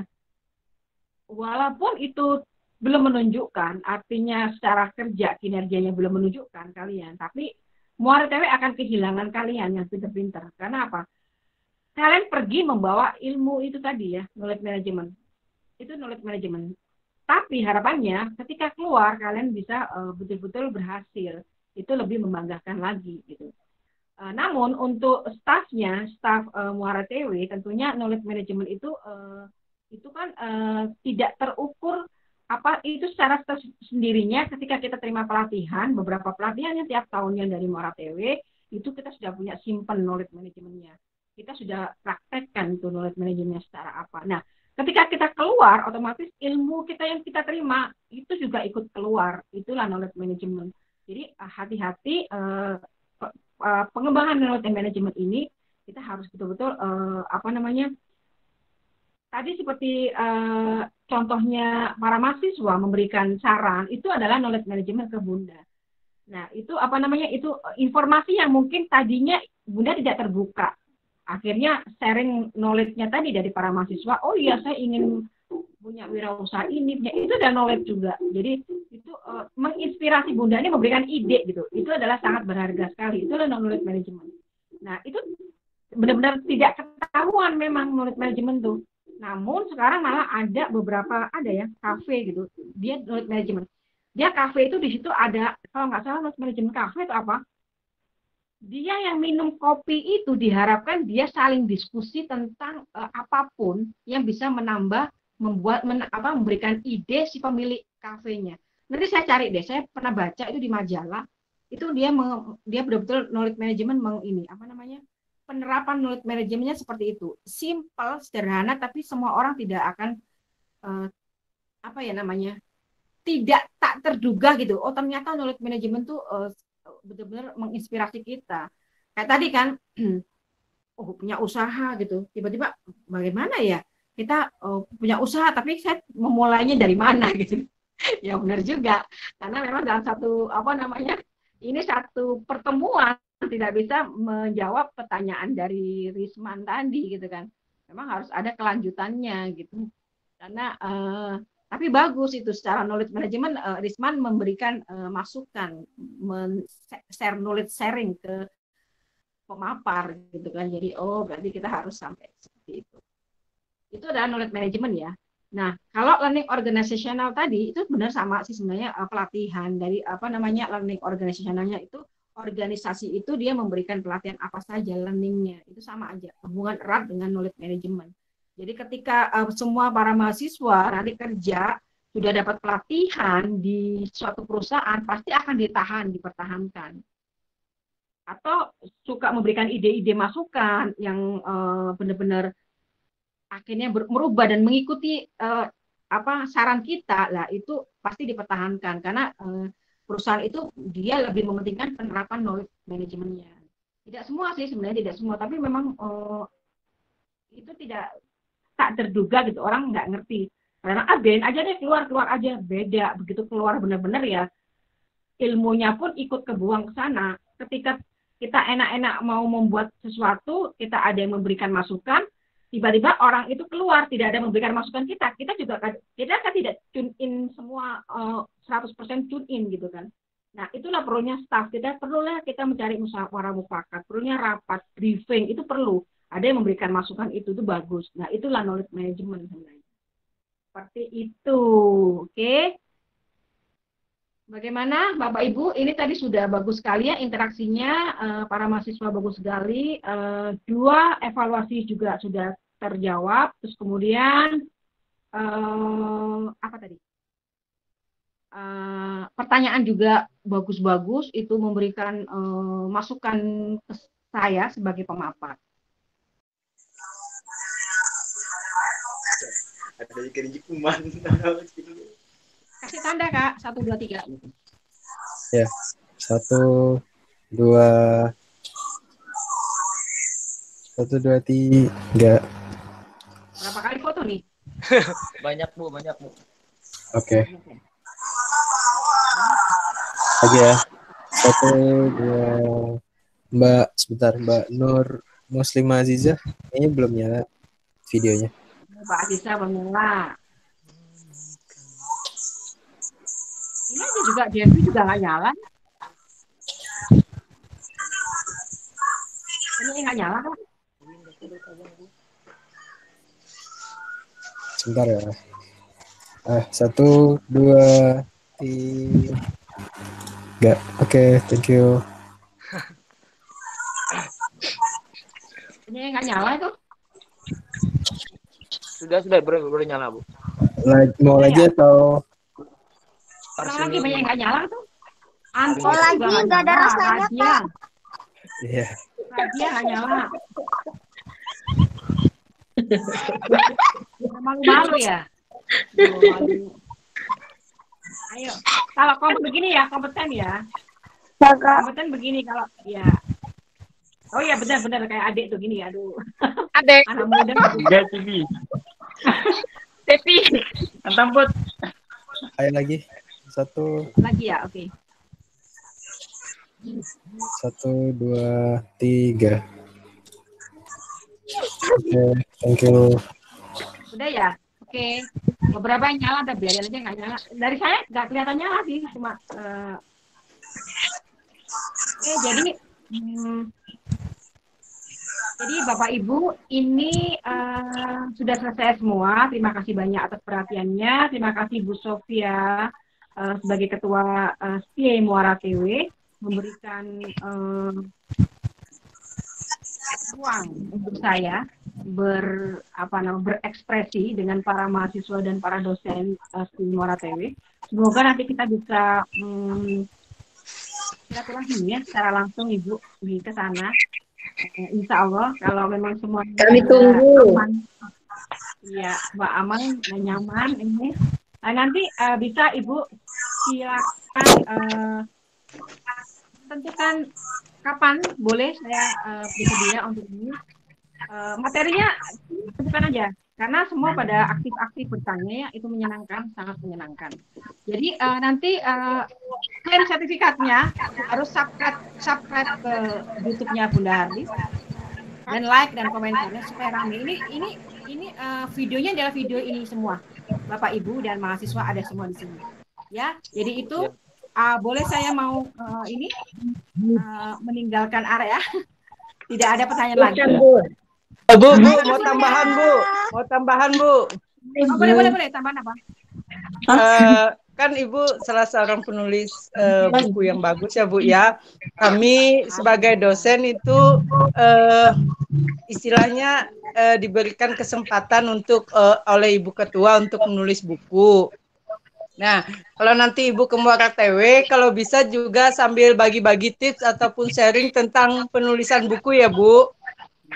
Jadi gini aja, Pak Firman kan? Pak siapa ya? Adi Firman. Oke. Oh, Pak Adi Firman. Jadi gini aja Bu Sofia, buatkan jadwal untuk kita sama-sama satu grup Muara TW, dosen Muara TW, buat buku ajar secara bersama. Misalnya MSDM, pemasaran atau apa, kita buat grup-grup. Jadi misalnya ada berapa saya kan nggak tahu, nanti Ibu yang ceritakan. Dosen MSDM ada 2, jadi harus buat satu buku aja. Kita buat langsung. Jadi sekaligus jadi biar ada outputnya Bu. Kita buat ini beberapa kali pertemuan, kita monitoring. Saya nanti sebagai editornya. Jadi pakai di penerbitnya saya. Jadi biar bisa buat buku gitu ya, Pak Adi Firman ya. Gitu. Pak Adi Firman di mata kuliah apa Pak? Siap. Pak Firman nggak hilang? Di mata kuliah apa Pak Firman? Bahasa Indonesia. Oh, bahasa Indonesia. Oke, kalau bahasa Indonesia nih bisa nanti gampang tuh. Nanti saya carikan SKKNI. Bahasa Indonesia itu lebih ke bahasa yang tepat bagaimana, lebih ke public speaking-nya bagaimana gitu ya. Bisa nanti. Jadi sekalian jalan ada ininya apa namanya, ada outputnya gitu ya Bu Sofia. Betul. Nanti silakan aja di ada haknya ya. Buat jadi beberapa ini jadi kita buat sekalian gitu. Jadi kita buat buku ajar, pendampingan buku ajar, saya sebagai editornya. Jadi Bapak Ibu memulainya apa dulu yang harus dimulai gitu. Nanti saya harus tugas ke saya ini. 2 minggu harus store ini, 2 minggu harus store ini. Itu akan jadi Bu. Jadi 2 bulan buku ajar jadi 1. Syukur-syukur kalau 1 bulan. Karena kan Bapak Ibu sudah punya materinya. Tinggal masukin pleng-pleng gitu kan Bu. Tinggal masukin ke kerangkanya. Bagaimana mencari kerangka? Yep. Bagaimana masukin kerangkanya? Itu nanti tips-triknya. Itu ya, Pak Adi Firman. Ya Bu, terima kasih Bu. Ya, sama-sama. Ada yang lain? Ya Bu, saya Bu, Sujoko Wahyudi. Assalamualaikum. Boleh. Pak. Waalaikumsalam warahmatullahi wabarakatuh. Pak Sujoko. Waalaikumsalam. Boleh, Pak. Ini Bu, tadi kan Ibu udah menjelaskan tentang pelatihan-pelatihan kan Bu. Di mana ada seseorang yang bisa memberikan ide-ide pokok atau semacamnya kan Bu. Ya. Itu kan ada yang bisa dipertahankan, ada yang tidak juga kan biasanya kan Bu. Tidak mungkin dari ibaratnya yang ikut pelatihan tuh ada 1.000 orang ibaratnya kan Bu. Tidak mungkin kan semuanya diambil oleh suatu perusahaan tersebut kan Bu. Ya. Seleksi. Yang pertanyaannya apa? Pertanyaan saya gini Bu. Ibaratnya kalau orang yang ikut pelatihan tadi kan Bu, ada yang tidak mengikuti secara keseluruhan, ibaratnya tidak mendapatkan tidak melakukan dengan serius gitu Bu. Ya. Memang dia dapat sertifikat tapi dia tidak bisa memanfaatkan hasil dari kursusnya jadi Bu. Itu gimana jalan keluarnya Bu? Oh. Oke. Ini kayaknya curhat apa ya, gimana ini? Jadi gini. Curhat Bu. Jadi gini. Di perusahaan besar itu selalu dia mengambil manajemen training namanya. Itu dia kasih pelatihan semua. Tapi tetap dia ambil secara kebutuhannya berapa. Walaupun dia banyak orangnya bagus-bagus juga. Dari bagus-bagus itu kita ambil tetap sesuai kebutuhan. Kebutuhannya 10 ya tetap kita ambil 10. Nah, kalau yang sudah masuk, kita jangan sampai hilang nih. Kita sudah ngasih pelatihan, ngasih apa lah. Kita rugi misalnya. Kita balik lagi dia soft skill-nya ada tidak. Kalau dia bagus secara hard skill, tapi secara soft skill-nya dia tidak sopan gitu ya. Tidak disiplin. Masa kita pertahankan, sakit hati sendiri gitu kan. Jadi makanya bagaimana caranya membuat terbaik sebagai staff terbaik, sebagai manajer apalagi. Tadi kan bisa memberikan contoh, menginspirasi gitu. Jadi memang perusahaan besar tuh setiap tahunnya dia brol-brolan namanya itu membuat pelatihan tuh setiap tahun harus ada perusahaan besar karena dia butuh banget. Tiba-tiba ada yang keluar. Kadang-kadang kan kalau udah perusahaan staff lama kadang-kadang suka nyeleneh. Dia merasa dibutuhkan, dia cari perkara kan. Nah, kita udah punya cadangannya. Gitu. Dulu saya juga pernah sih, saya kan Bunda ini praktisi dulunya di perusahaan asing itu juga kayak gitu. Apalagi kalau udah orang lama aja udah, orang baru ya kita pertahankan orang baru tuh kita hati-hati nih sebentar lagi kalau lama dikit dia akan apa namanya tingkah itu kita ketemu kayak gitu tuh, itulah kerjanya HRD itu. HRD itu nggak mudah karena kita ketemu orang-orang yang seperti itu yang nantang-nantang gitu kan, ya kan, itu kan saya langsung menantang kita, berat loh di HRD itu, bisa mulus-mulus beneran, lebih baik yang biasa aja. Iya, karena yang dihadapi tuh orang yang jadi tuh orang bukan barang. Orang itu kita ngomong salah dia tersinggung gitu kan, kita ngomong bener dia nggak ngerti gitu kan. Itu susah banget memang prakteknya HRD itu. Tapi semata-mata kalau misalnya bawahan praktek HRD yang dilihat hanya dari kompensasi, tahu nggak? Itu praktek HRD itu sama dengan masuk kompensasi. Kompensasi itu apa? Gaji. Ya, gajinya itu apa? Gaji itu tidak hanya gaji secara ini, tapi secara insuran apa namanya? Insuran itu hari tua dan kesehatan, ya kan? Asuransi kesehatan itu. Gitu. Jadi apa namanya? Ya itu artinya maksudnya nggak mungkin kan banyak gitu. Gini aja deh, ketika jadi karyawan yang baik aja, jangan sok-sokan, oh saya pinter loh, saya ini pinter, kadang-kadang gitu, saya dibutuhkan, oh saya enak-enak, jangan gitu deh. Jadi saling membutuhkan aja. Kalau ketika saling membutuhkan tuh beda loh. Saya butuh, oh ya saya dibutuhkan, oh sama gitu kan. Kalau oh saya dibutuhkan, biarin aja gitu, beda gitu. Karena memang prakteknya HRD itu secara awam orang hanya melihat hanya secara kompensasi. Padahal tidak demikian, tidak hanya secara kompensasi sebenarnya kalau kita pelajari itu kan banyak hal gitu kan. Cuma kita yang lihat ujung-ujungnya ya digaji berapa sih? Dapat ini berapa sih? Itu kan gitu. Itu manusiawi gitu kan.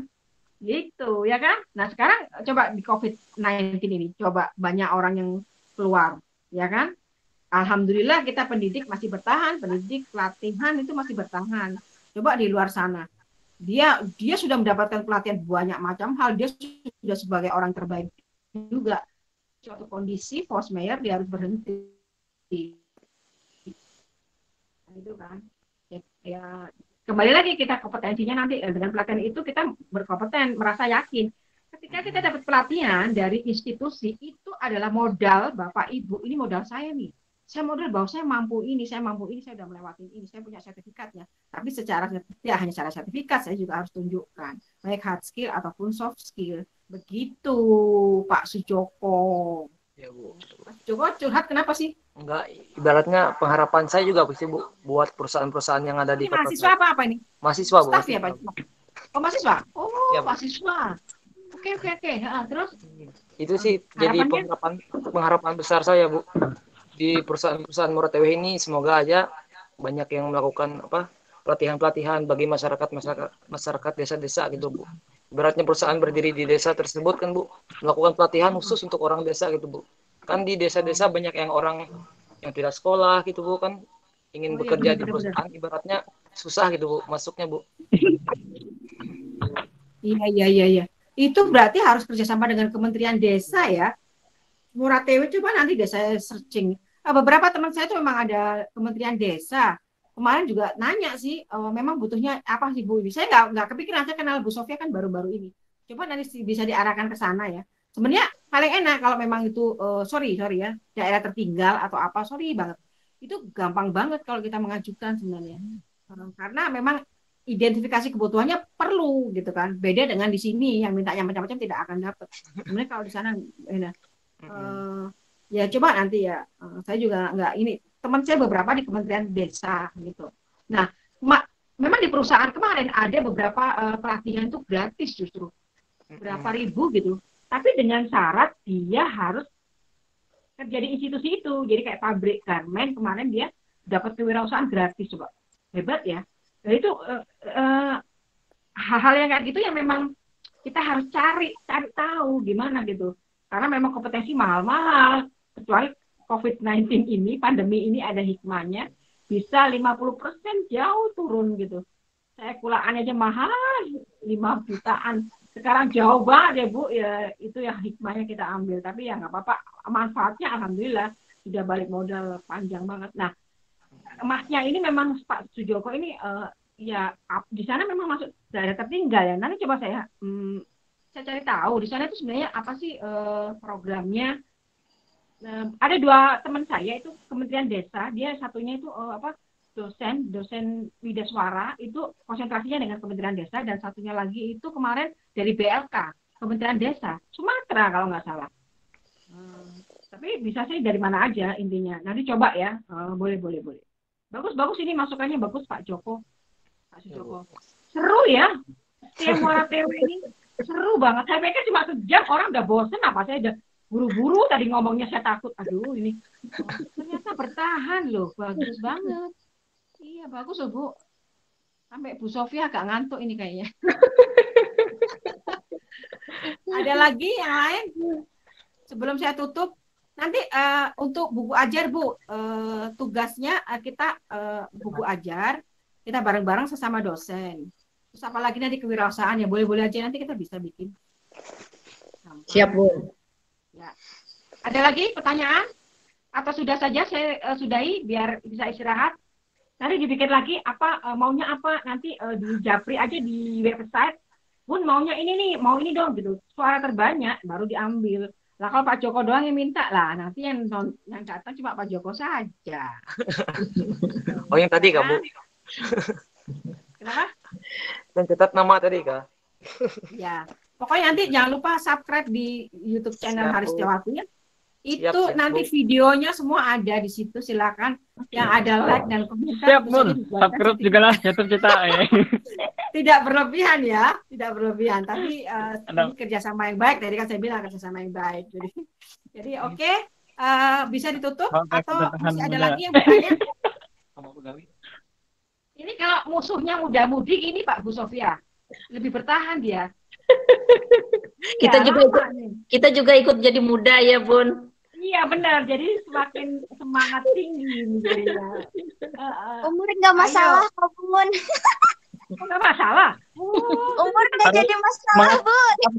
Ya. Yang penting jiwanya Semangat muda. muda harus Bun. Walaupun usia tua ya. Jiwanya muda. Bagaimana? Bisa ditutup? Bisa Ya, Bun. ya tutup ya, biar seger kembali. Oke, kembali. Mantap. Ya, terima kasih Ya. banyak Ibu Sofia, Ibu Haja Sofia SEMMPD sebagai Ketua STIE Muara TW yang telah memberikan ruang dan memberikan mahasiswa dan para dosennya sebagai model saya, ini sebagai model untuk di YouTube saya, dan ini nanti akan di-share di L2 Dikti 9 Bapak Ibu, karena ini tugas saya pekerti ya. Saya sudah menjelaskan tadi dari awal kontrak belajarnya, CPL-nya, sikapnya, keterampilannya, pengetahuan umum dan khusus tadi sudah ada ya. Terus kemudian tadi materinya dari kurikulum dan materinya dari SKKNI.